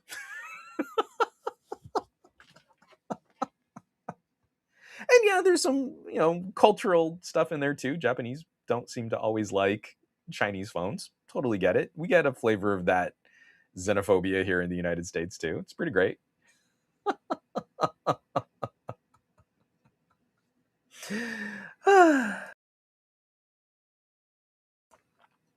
Oh, from Hassam. I hope Google will send you a Pixel 11 to test. I'm not on Google's PR list. You see, I was Team Pixel before Team Pixel was part of a PR campaign. I have the screenshots, and I think Google has actually changed some of their website language on this. Google used to talk about hashtag Team Pixel as what it was. It was a grassroots collection of people who liked the camera tech on Pixel phones, shared them on social media organically, and would hashtag Team Pixel. Google then contracted a PR company, 1,000 Heads, to work an influencer program under the name Team Pixel. And then 1,000 Heads tried to make it exclusive. If we wanted Pixel 10, we had to sign an agreement that we would be exclusive to Pixel. And that got out, and people freaked out. And a whole bunch of larger tech outlets tried to throw Team Pixel people under the bus. But then Google doubled down and said, oh no, Team Pixel has always been influencer marketing, even though they had literature in their blog and on their site that pointed to the true origin of Team Pixel. So let me tell you how this works today. People going to Google events and people getting early hands-on with Pixel hardware no longer go through these third-party PR. That got correctly cut because 1,000 Heads bungled Team Pixel so badly. I still have the tire tread on my back from being thrown under the bus because I was on Team Pixel. But I'm a singular individual and I don't have millions of subscribers. So I'm not media. I'm just a lowly influencer. Google PR, direct from Google, now handpicks who they bring to these events. They don't get paid. Google is not paying for coverage and is not paying to manipulate coverage. But if you're kind of critical of the Pixel, it's just probably best that you don't work with Google PR. So from Pixel 8 on, I was getting a lot more critical of the Pixel. Pixel 7 Pro, I think, is still the high watermark for the phone that delivered the best bang for buck and actually competed well against similarly priced devices. Pixel 8 was a step in the wrong direction. Pixel 9 was not good, and Pixel 10 is proving to be literal hot garbage. But Google doesn't respond to my messages. Google PR doesn't talk to me at all. Now, isn't that interesting? Because when I was on Team Pixel, all of these larger media sites and larger influencers who were so critical of Team Pixel, you can't trust Team Pixel. Team Pixel, they get phones for free. They're all getting rounded up and they're all on their way to this Google event because they've been hand selected by Google. So they're not getting paid. They probably have to pay their own way. They probably have to cover their hotel bills, but they get early access and they get direct access. And what do we know about monetizing content? If you want to monetize your work, it matters that you're in early because we know the interest in Pixel is going to fall off a cliff before people really get the phones they ordered. As soon as real phones start shipping to consumers, the interest in Pixel and how much money you can make on a Pixel video has died. So it's very important to still get the invite. I wonder how many of those people are going to be so critical of Google's business practices, their terrible position on AI, and the mediocrity of their hardware.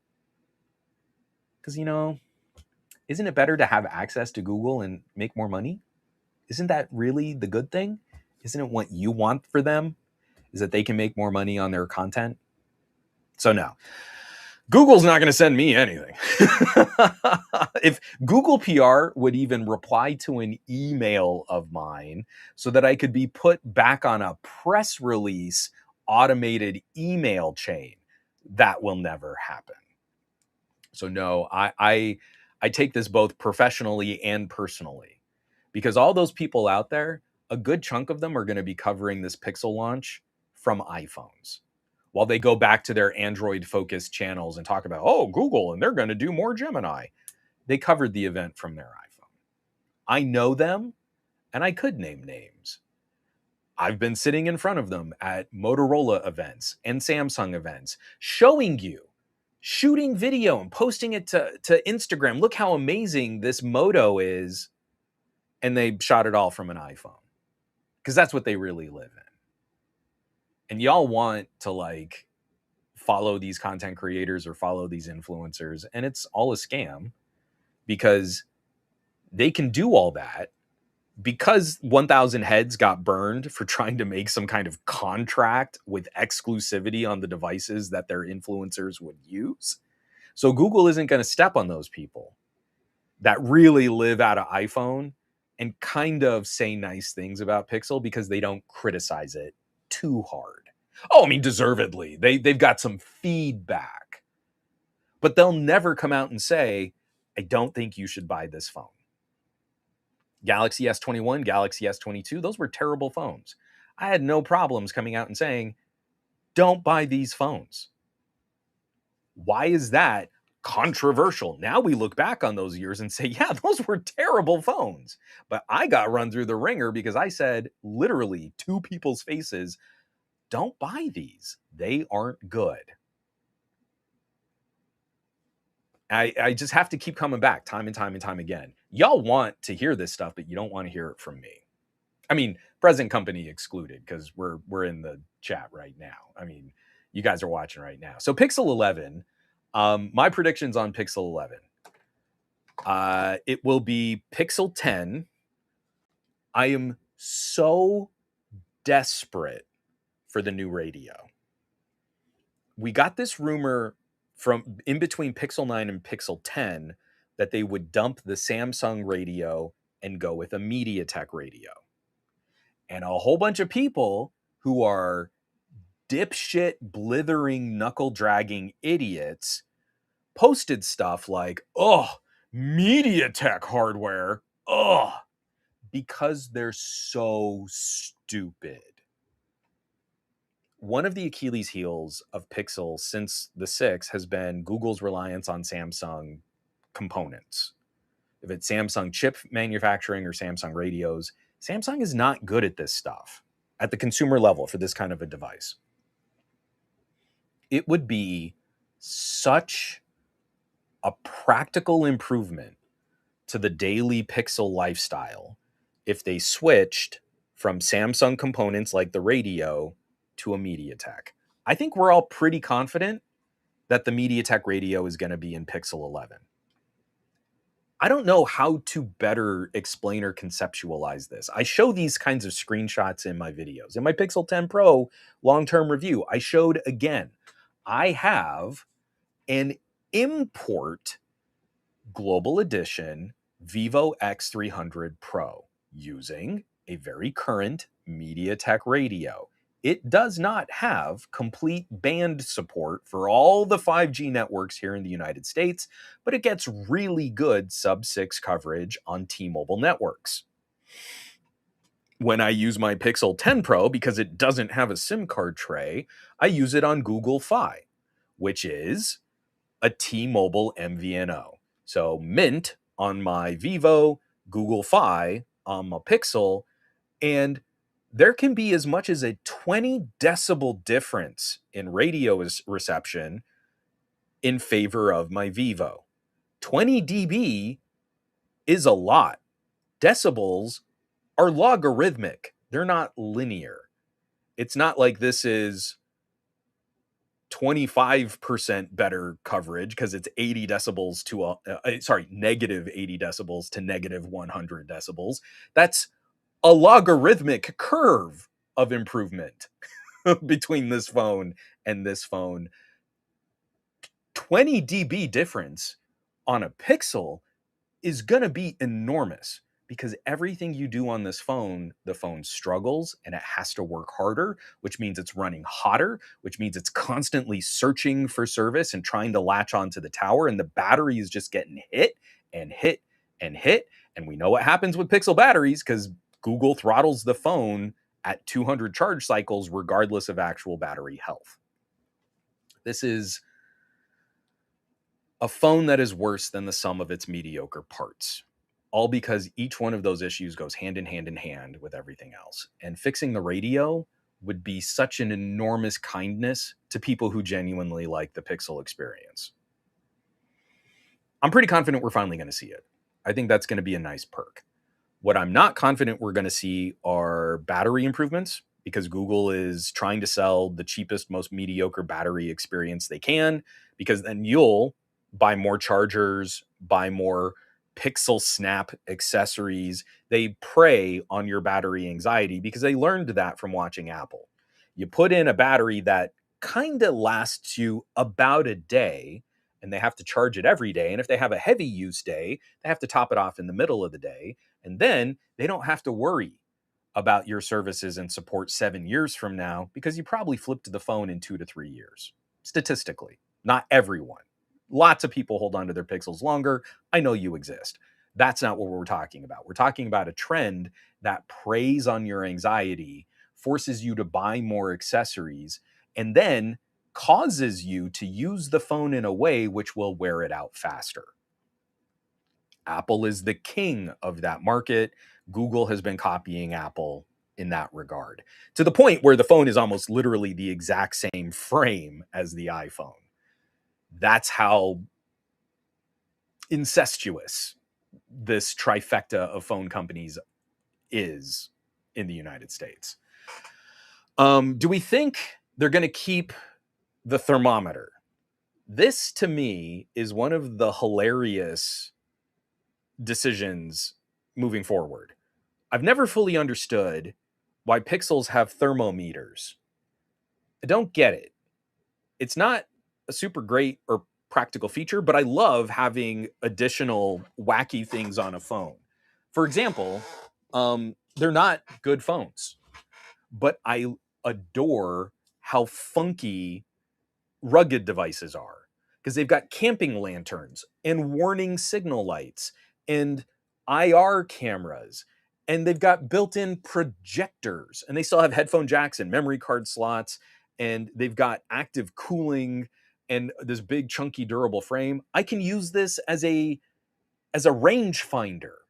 Because of the auto-focusing hardware for the projector, I can point it at a wall and it'll tell me the exact distance between the phone and the wall. I love wacky features, but this is a phone that I don't think people should carry as a daily driver. This is a phone that I think people should have in reserve as a secondary device, as a backup device. If you live in a place like I do, where we get wildfire evacuation notices every summer, I want this. When I got to hit the ground running, I know I'll have 4 days of battery life without having to worry about a recharge. And if I need to try and help my daughter with something like, hey, we're scared, let me just watch a movie with her, I can put it on the projector. We did that when we got evacuated almost 2 years ago. I had an older tank phone, and we watched a movie together because we were in the middle of power outages and under the threat of evacuation, and my daughter was freaking out. Short story, incredibly long. I like some wacky features, but I've never understood thermometer, and I've never understood surface thermometer that then uses specialty algorithms to try and explain human temperature internally. So I've never thought that this was that much of a benefit. Oh, I can scan something and see if it's hot before I touch it. I can scan something, see if it's running cold. I did use it I did the battery test excuse me, man, I have so many coffee burps and it's so gross and I apologize. I did a collaboration with Ricky, the YouTube tech guy, and I was comparing OnePlus charging to Samsung charging.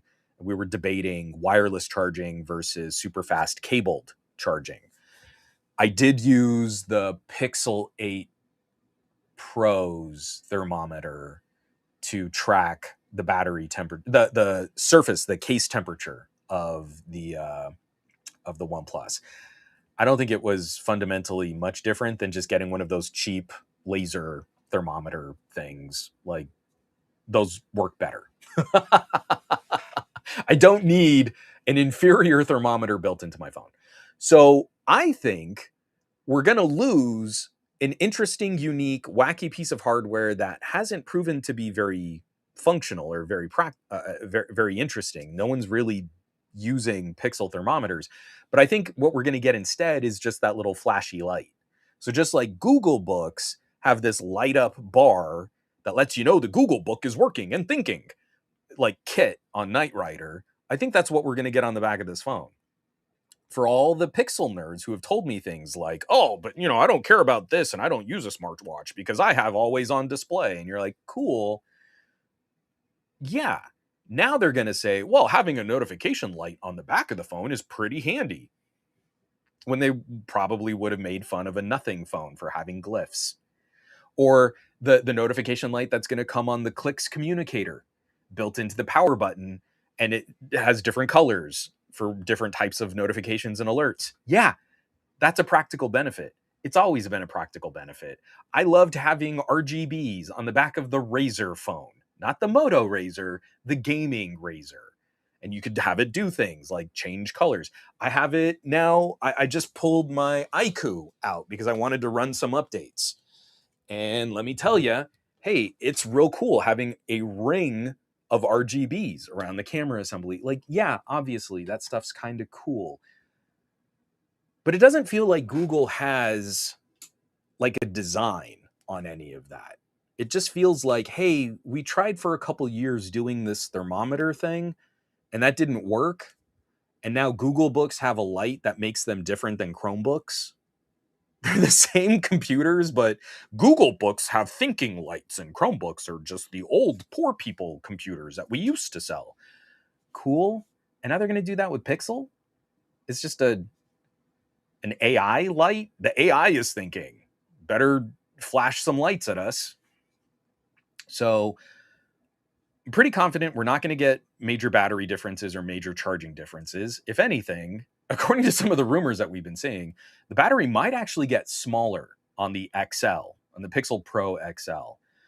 I'm pretty confident in the rumors and leaks that we're not going to see a massive GPU improvement. But I did want to highlight, we did see this. This doesn't tell us anything practical. But this is coming by way of Notebook Check, written up by Anil Ganti. Pixel 11 Pro XL Geekbench 7 result offers early look at Tensor G6 performance. Oh, so many words. So these scores don't really tell us anything, but we can see the CPU single core and multi-core scores, that the single core is getting a little bigger and the multi-core is getting a little smaller. Folks, Geekbench tells you almost nothing in predicting real-world performance.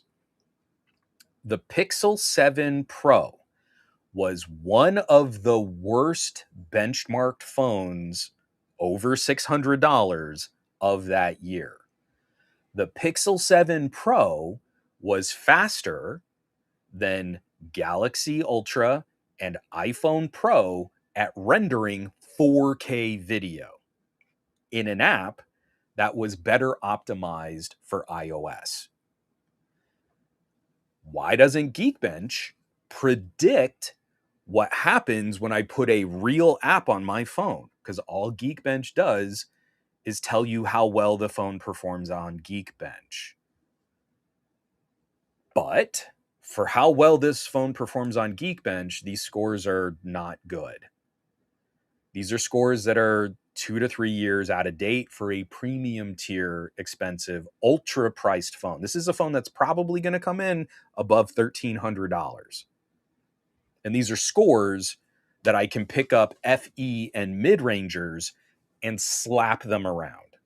I would expect some optimization, but we're never going to see the big jumps.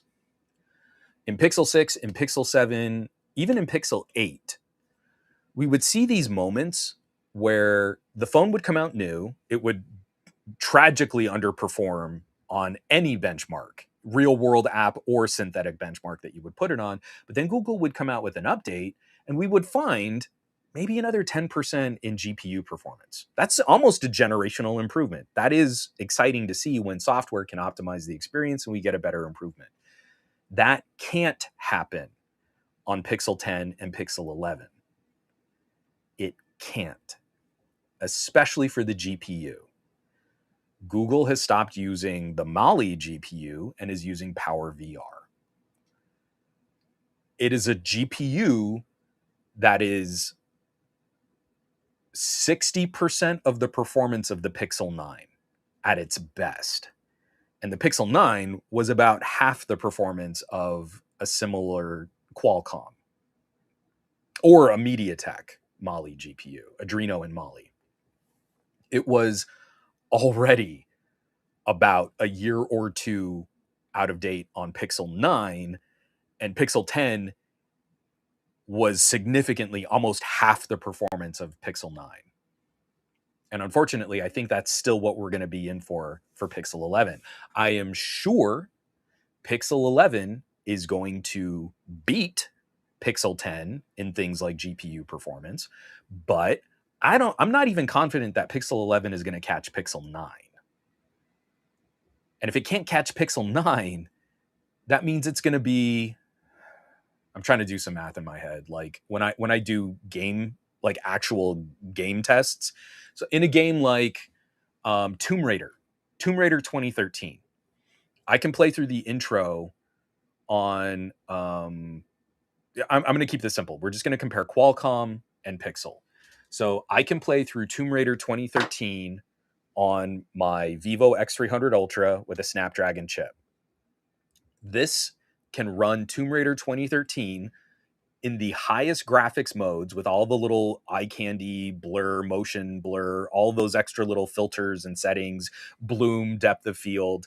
This phone can run Tomb Raider 2013 at over 110 frames per second with 1% lows closer to the high 90s. Like literally like 99 is where it will dip under, wide open fields with lots of stuff to render. 100 frames per second. If I run Tomb Raider 2013 on the Pixel 10 Pro XL, it struggles to stay in the high 20s. That's not Geekbench. That's literally less than 1/4 the performance of a similarly priced Snapdragon-powered phone. So I wholly expect Pixel 11 will be a little more powerful than this. And it's going to be nowhere near catching the phones that came out the end of 2025. And then we're saying, oh, but it's going to get 7 years of software support. And what apps are you going to use 7 years from now where this level of performance is going to be a deal breaker? Like this has a shot. This Vivo has a shot of being a phone that could maybe be in operation 7 years from now with better battery technology and a better SoC. But the Pixel's already 2 to 3 years behind current trends, which means it would be like using a 10-year-old phone in 6 years. And that's where I'm increasingly anxious and very skeptical about what Google has to offer, because I think a lot of this is now by design. It helps Google keep prices in check, and they're going to come back and say, oh, but that doesn't matter. It doesn't matter that you can't do things on this phone. It doesn't matter that the phone struggles. It doesn't matter that the phone gets terrible battery life. What you need is more AI.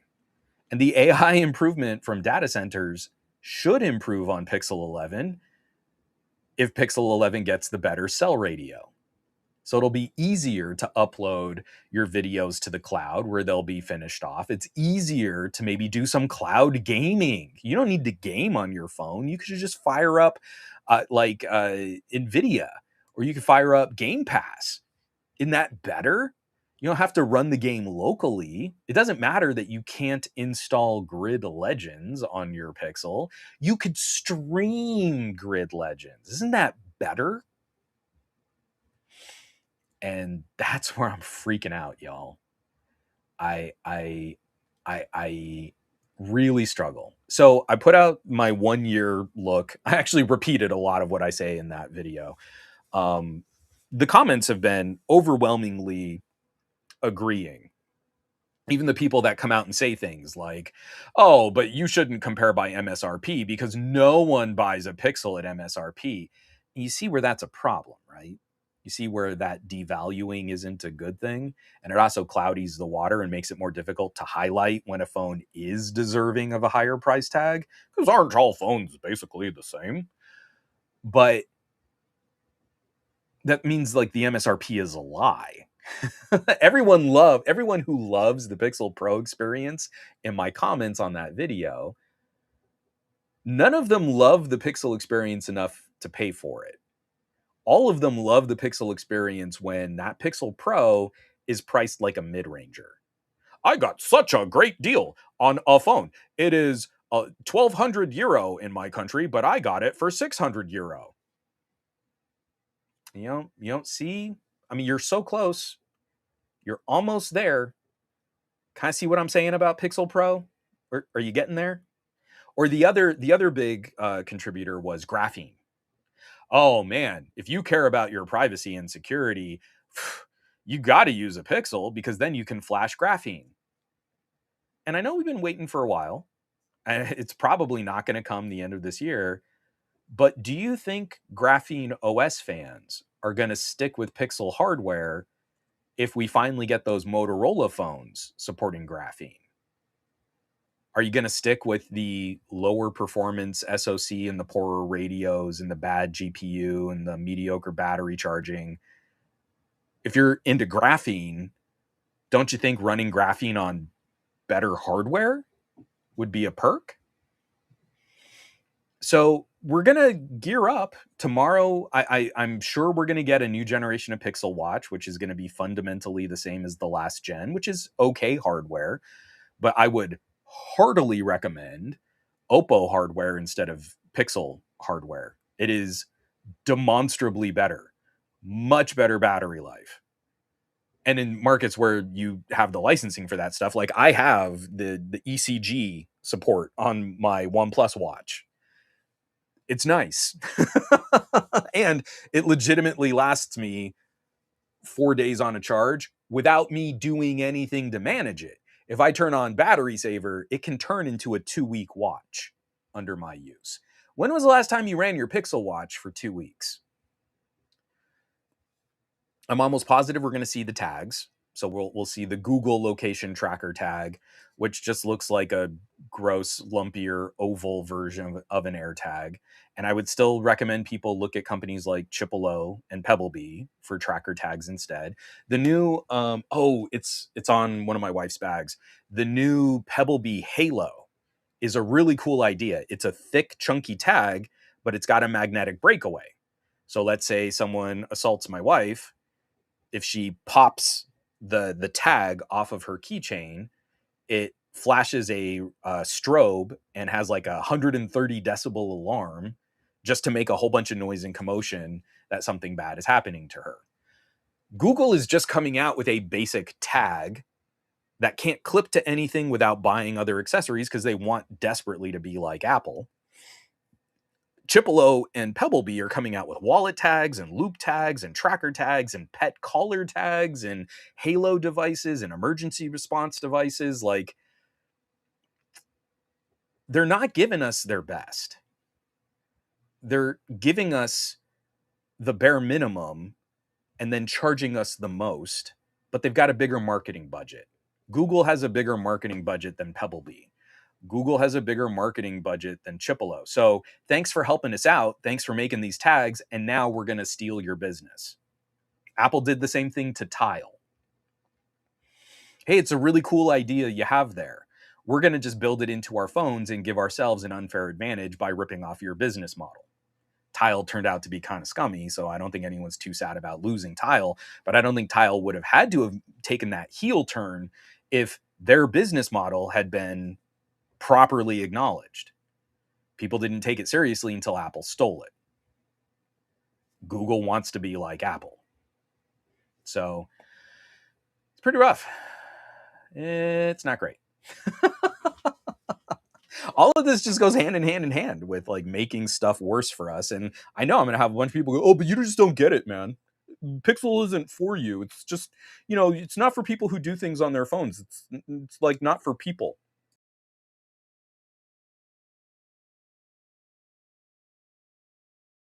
I don't know. I've got to like at least kind of try to scooch through some of these. I know you guys hit me with so many comments, but I was unfortunately kind of on a roll there. Whew.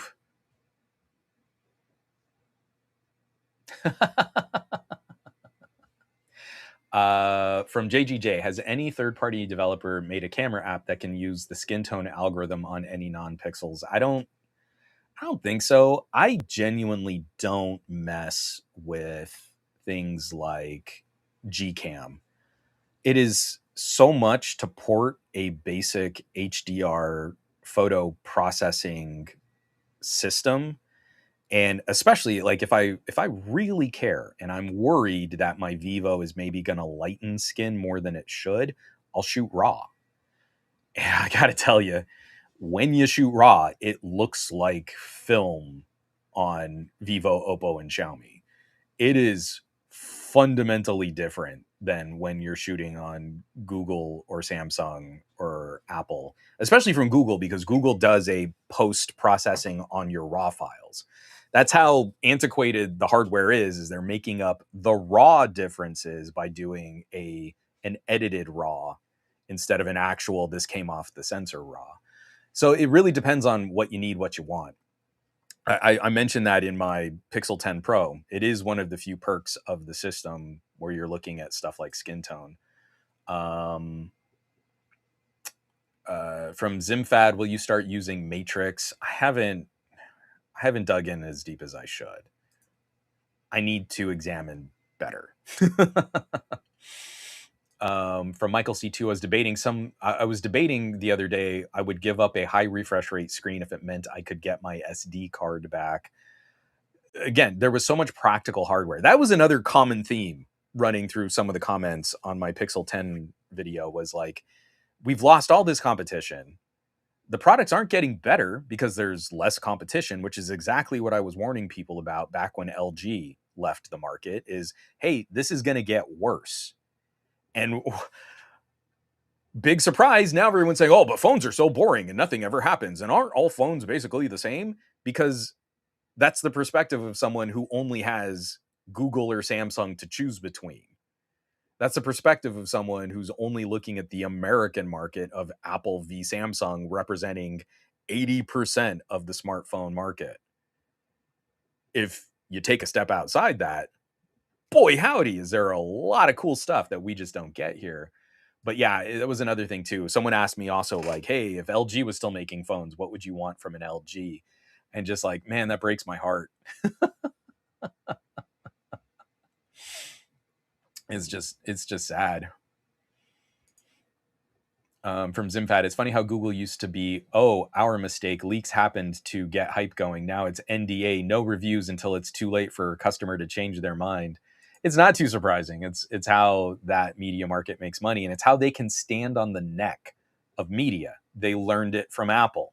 You have to be in the cult. You have to say nice things about Apple. You can't criticize Apple, and you can't prioritize competitors too hard in Apple. And you can say it's just me being sour grapes, but look at like John Redinger.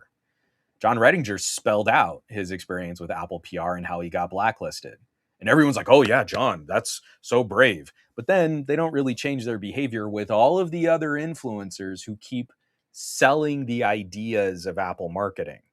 And now Google is doing the same thing, hand picking who gets access because that's really where the media money is. You don't pay them for good coverage. You give them access that they make money on. And then suddenly the tone of their commentary changes and it's much more positive. It's mostly stick with a little carrot. Suolin, that was pretty funny about the lump of coal.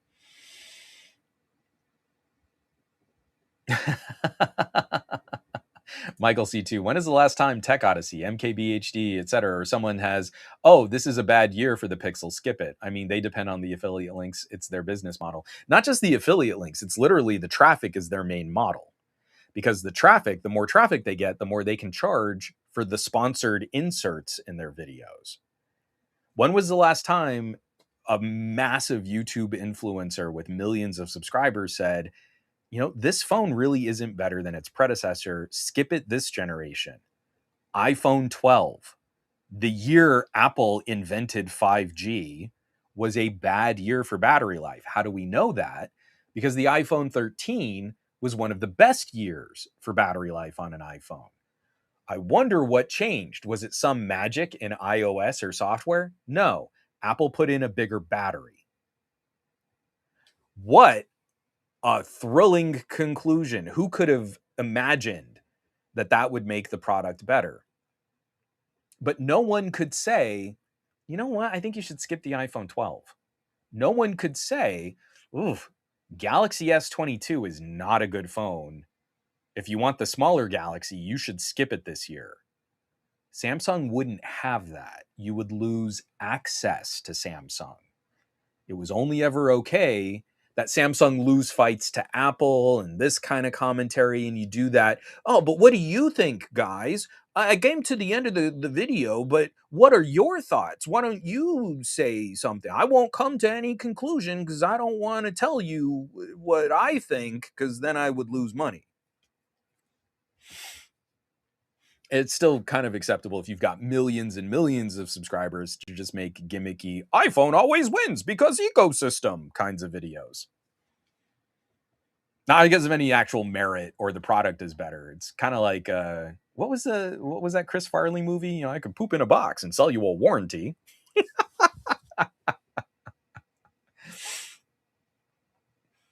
From Lelwani, 90% of reviewers just read the spec sheet to shallow depth of field B-roll. Yeah, I feel like that I'm not disagreeing with you. I feel like when we're talking about the larger channels, it's a comfort because people want to see pretty video and then just hear the things they already know. It's kind of like my comfort food is watching old movies. Like I can recite every line of dialogue in Die Hard, but sometimes I'm having a rough day and I just need to yippee-ki-yay, you know? And I'll have it on in the background. I'm editing a video and it's a comfort. And I think that's what a lot of the tech enthusiast audience is kind of built on right now. They want to feel clever. They want to feel like they know what's up. And they gravitate towards influencers that tell them the things they already know. And they can agree because this guy's got like 10 million subscribers. And that means I must be on the pulse. And if you try to challenge any of those ideas, it's bad for your channel. It's bad for your viewership and you make no money on it. Can confirm my channel doesn't make a ton of cash. So that to me becomes the big problem is these massive outlets that have now just become secondary arms to marketing because they've been handpicked for access are just bias confirmation for their flavors of audience. And that's not good for us. That means there are fewer and fewer opportunities for real tech education to rise up and consumers can understand what it is that they're actually buying. Fewer opportunities to show someone how some practical differences really do matter in the consumer experience. But isn't it just better if you all just agree that the company with the biggest marketing department is the right one to buy? Because that would be easier for all the influencers. Like I could go from a silver play button to a gold play button if you would all just accept that marketing and SEO popularity is what makes for the best consumer gadget. And then I could just cynically do the same grift as every other channel out there.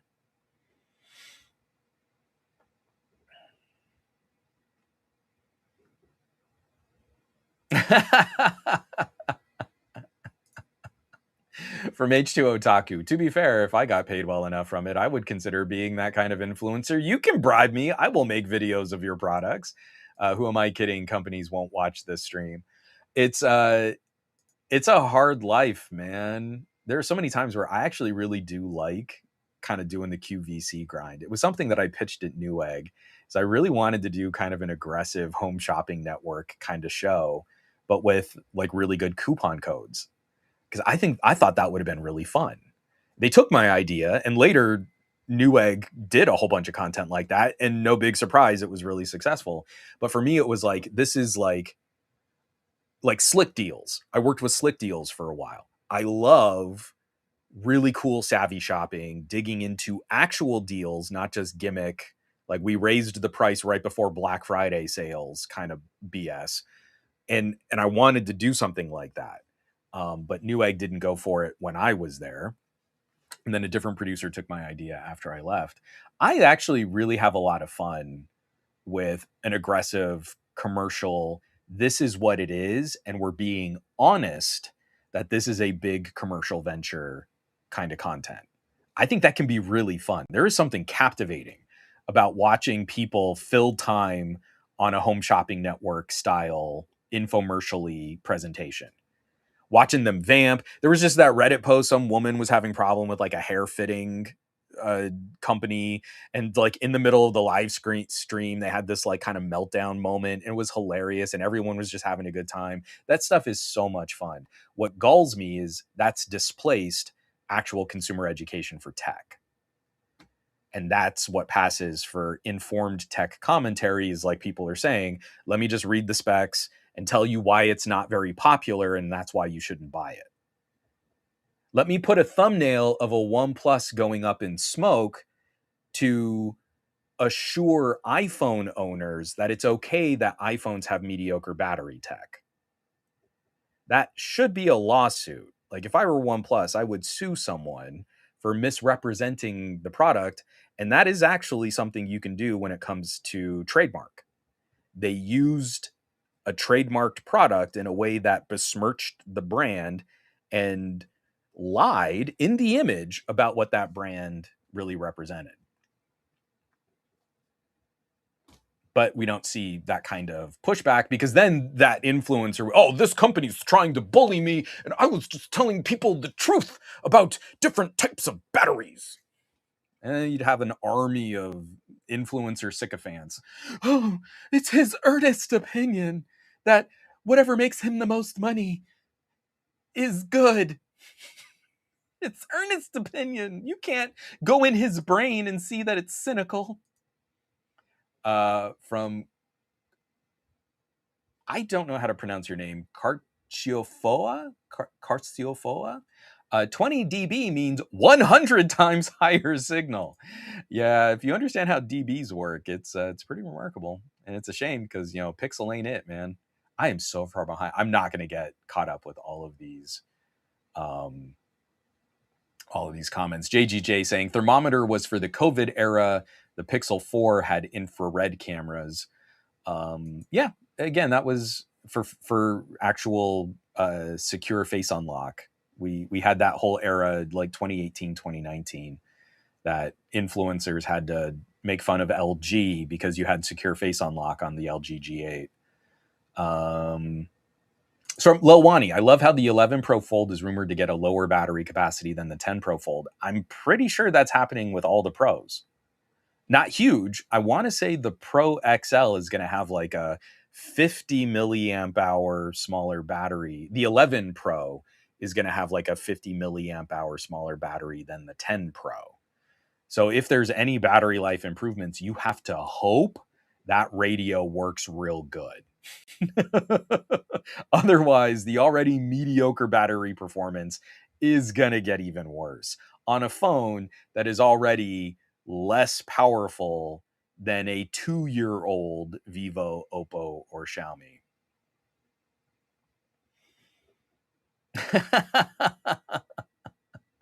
Sorry, a bunch of people, Google might have been inspired from nothing. It's just funny when you say nothing, because it's like, yeah, it's an absence. Oh, you meant the phone company, nothing. It's such a delightful pun every time it comes up. Um,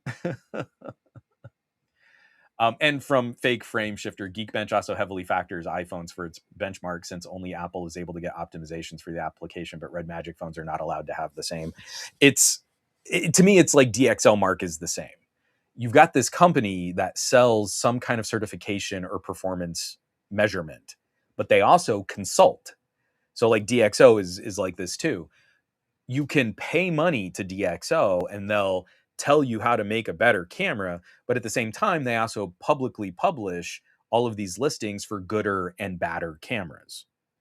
And then you've got one simple number score to rank those cameras. But you can look at phones like they do this a lot with Xiaomi.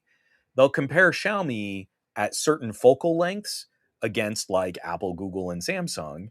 But then you'll notice they're comparing these two photos, but the photo from, I'm making this up here in the moment. I know specifically they did this with the Xiaomi 13. If you check the Xiaomi 13 Ultra DxO review of it, this phone, they took the shot from the native resolution of that sensor, but for the Xiaomi, they took the photo from a crop.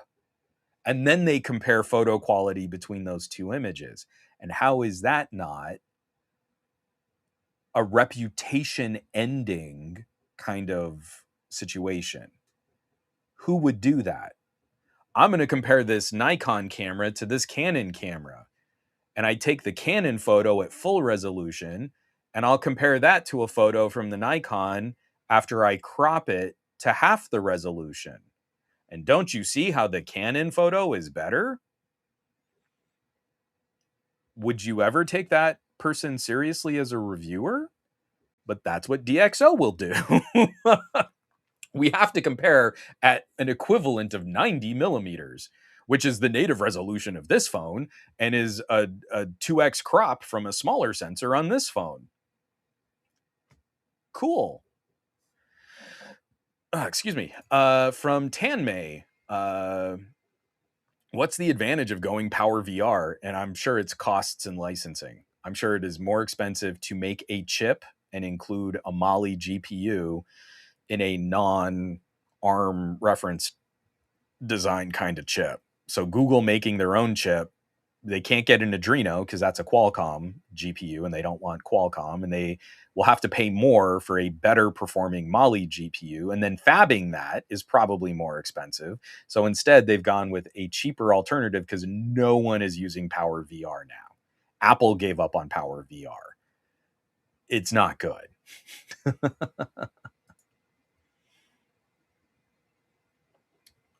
Sorry, lots of comments here. From Rico, man, this makes me just want to keep my Pixel 9 Fold. I have a Pixel 9 Pro XL and a Pixel 10 Pro XL, and I was thinking I would trade in the 9 Pro XL if I buy the Pixel 11 Pro XL. But instead, I think I'm just going to trade in the 10 Pro XL because the 9 Pro actually performs better in a handful of ways over the 10 Pro. So I would, if the 9 Pro is doing it for you, I would stick with the 9s. You know, you've got like the CPU can run a little hotter. You're going to have the same radio performance. I mean, like, I guess if you go to the 11 Pro, but you know what I mean. So it might be fine riding it out another year and seeing if Google can address some of this stuff going into the Pixel 12.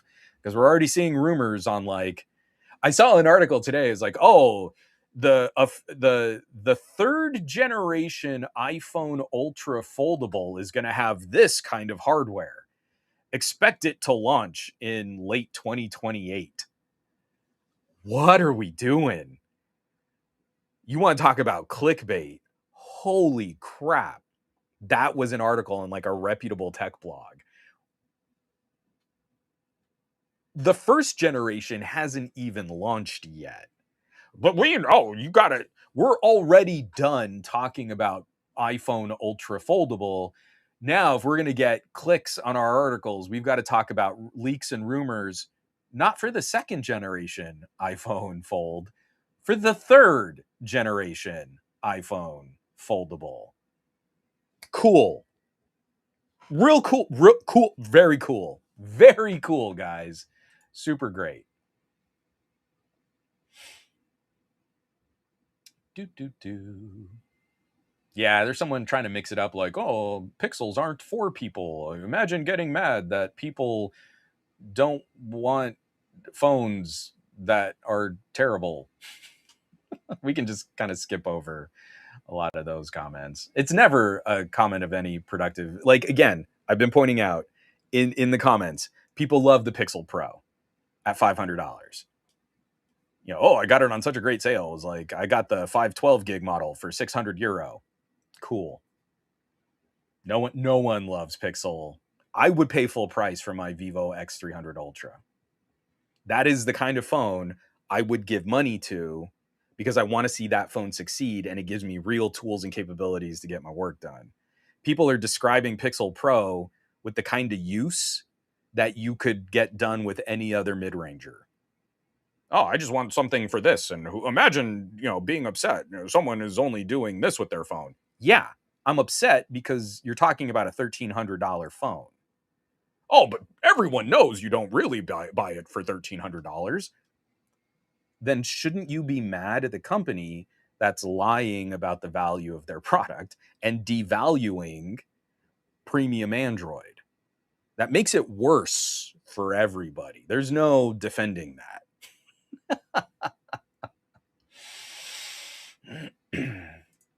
From BW1, Google turning on Team Pixel the way they did is going to haunt the brand forever. They won't be able to revert back or gain any of that trust. I'm done. They tried to throw me under the bus. I can speak for myself. I know a few other people that are still going to get invited to Pixel events, and I don't begrudge them trying to make money on that coverage. That's the way the game is played. It is such a cynical game. But I will point out that whether or not Google PR ever decides they want to respond to my inquiries or put me on a press release list or anything like that, I will say I'm done with the PR company 1000 heads. There was a time before Windows Phone was a thing. They were the PR brand doing most of the work with Nokia. And they did this thing just as Windows phones started arriving and we started seeing Nokia making these big headroads into North America. Windows Phone got to like 10% market share in a handful of countries in like 3 years. Google is 10 years into the Pixel and is only at about 5% market share in the United States. Make it make sense. But they did this thing where they went hardcore on the techies first. They scooped up all these people writing tech blogs. They'd fly us out to events. I wasn't quite sure what to make of it, but it was kind of cool. I got to go to South by Southwest. I got to go to a music festival. And they were showing off like really cool tech. So it was an opportunity to talk about some really cool tech. And I would disclose, like, yeah, they paid for my trip out here, but I'm holding this phone and I'm showing you photos from it. I'm not lying about the photos. These are really cool images. I really like this performance. And I genuinely liked what Windows Phone had to offer. About the time that Microsoft bought Nokia, 1000 heads pivoted hard and almost immediately into influencer lifestyle, makeup, beauty, vlogging, those kinds of communities. And they cooled dramatically on all the nerds. So for years, they had built up this nerd community and then tried to hard pivot into lifestyle. And all these cynical, remember, there were all these cynical moments of someone on Instagram like, oh, and I'm doing this makeup tutorial and look at my Lumia. And then when the money on that drained, that influencer went back to an iPhone, right? 1000 Heads was the company doing that third-party PR marketing for Google and got lumped into that Team Pixel category. And what did we see? Team Pixel organically built on Instagram just from folks who liked to share photos that were taken by Pixel phones. And I have the screenshots from Google saying Team Pixel is an organic community of people who like to share photos from Pixel phones. So 1000 Heads co-opted that organic grassroots community went hard on techies. And then when they got into trouble, they threw all those techies under the bus. But just as Team Pixel was falling apart, what was their strategy? They were pivoting hard on lifestyle, beauty, family vloggers. I just love my Pixel phone. Paris Hilton is doing part of a presentation on Google AI with a Motorola. They're trying to do that shift again. But Thousand Heads did this worse somehow than they did with Nokia. So I stopped working with Thousand Heads after all of the Nokia debacle. Years later, someone, a mutual acquaintance who started working for Thousand Heads, got me back in with Team Pixel, and then Thousand Heads burned me again. So, not that any of you are content creators or anything like that, but if the folks at Thousand Heads reach out to you, you can get some really cool opportunities if it's early in that tech focused part of the conversation, but wholly expect that's not going to last. And eventually they'll throw you under the bus and chill you out because you're not valuable enough as a techie. They really want the beauty vloggers, the lifestyle vloggers, the family vloggers, people like that. And it stings because again, it's I fell for it twice. It feels so good to have someone reach out and be like, hey, we just love your content. Here's like, let's talk about making some cool stuff. Like, here's an opportunity to go and get access. And like, cool. I dig it. But now that has happened twice from the same PR company, it's you're now always constantly on alert for who's going to try and ratchet you like that again in the future. Yeah, BW1, and it's the comment like right there. When the big brand switched to that lifestyle influencer celebrity mode, it's the jump the shark moment. Spot on, man. It's you're so thirsty for that mass market, mass consumer, but they're trying to skip all the steps. The only reason Apple occupies that space is because they've been doing that kind of family marketing since 1984. They've been into the lifestyle marketing, the fashion brand marketing since the 80s. Google and Samsung want it, but they always skip over the consistency of the approach to the conversation going multiple generations of consumers. Samsung especially, because they love to make fun of other brands and then copy what they do that they just made fun of. So there's no generational marketing with Samsung. We know people aren't diehard. I used Samsung because my father used Samsung and my kids and my grandkids will use Samsung like Apple people have been conditioned to be, because we all remember the 1984 Apple Super Bowl commercial. Google is trying to speed run to that relationship, but they'll never get there because it's a lie. It was a lie with Apple, but Apple kept selling the same lie. Google switches gears. Samsung switches gears. Instead, you want to hold up a phone that has actual merit and improvement and does things better than a Pixel, and you can do that for like $500. How do we know this? Because people love the Pixel Pro when they buy it for $500. Yeah, and BW1, again, absolutely same point there. And to Apple's credit, they acknowledge their fan base. Apple does fan service marketing better than anyone else. Doesn't matter if the product is hot garbage like the iPhone 12. You know what you're in for. It just works. People care about their ecosystem. What happens on iPhone stays on iPhone. Genius conditioning. And Google ain't got it. So, we're going to put a pin in this because my voice is failing again, and we're 40 minutes over the run of show. But tomorrow is Pixel 11. I will probably just stick on the Discord. I don't know that I'm going to do any kind of like live tweeting or live blogging. Last year, I joined some of the folks at All About Android. I don't know that they're doing the same kind of stream this year. And I think I was worried because I was with Flo and I was with Ron, and we were really snarky about the Pixel presentation last year. So to the point I'm making about how you get access, how you lose access, how you make money on this content, it might not be the best idea for us to do that kind of stream again for their monetization on Pixel 11. I am not confident we're going to see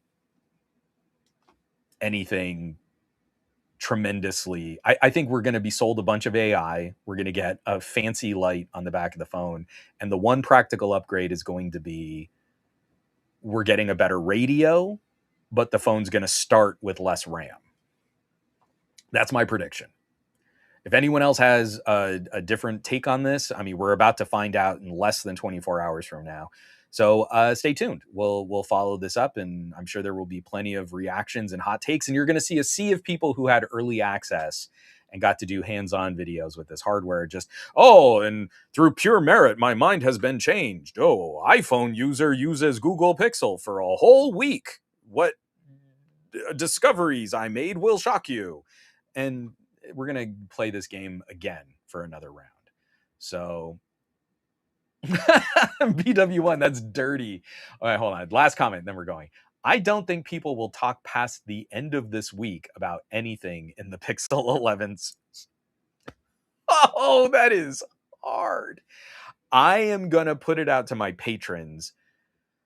Do we buy Pixel 11? Literally the only benefit I have left for having a Pixel 10 is if there's a good trade-in, I can get rid of it and get the Pixel 11 at a somewhat reduced price that's still going to be overpriced for what the phone is really worth. So do I flip the Pixel 10 Pro? I might put it up to a vote on patreon.com/somegadgetguy. So, have fun, y'all.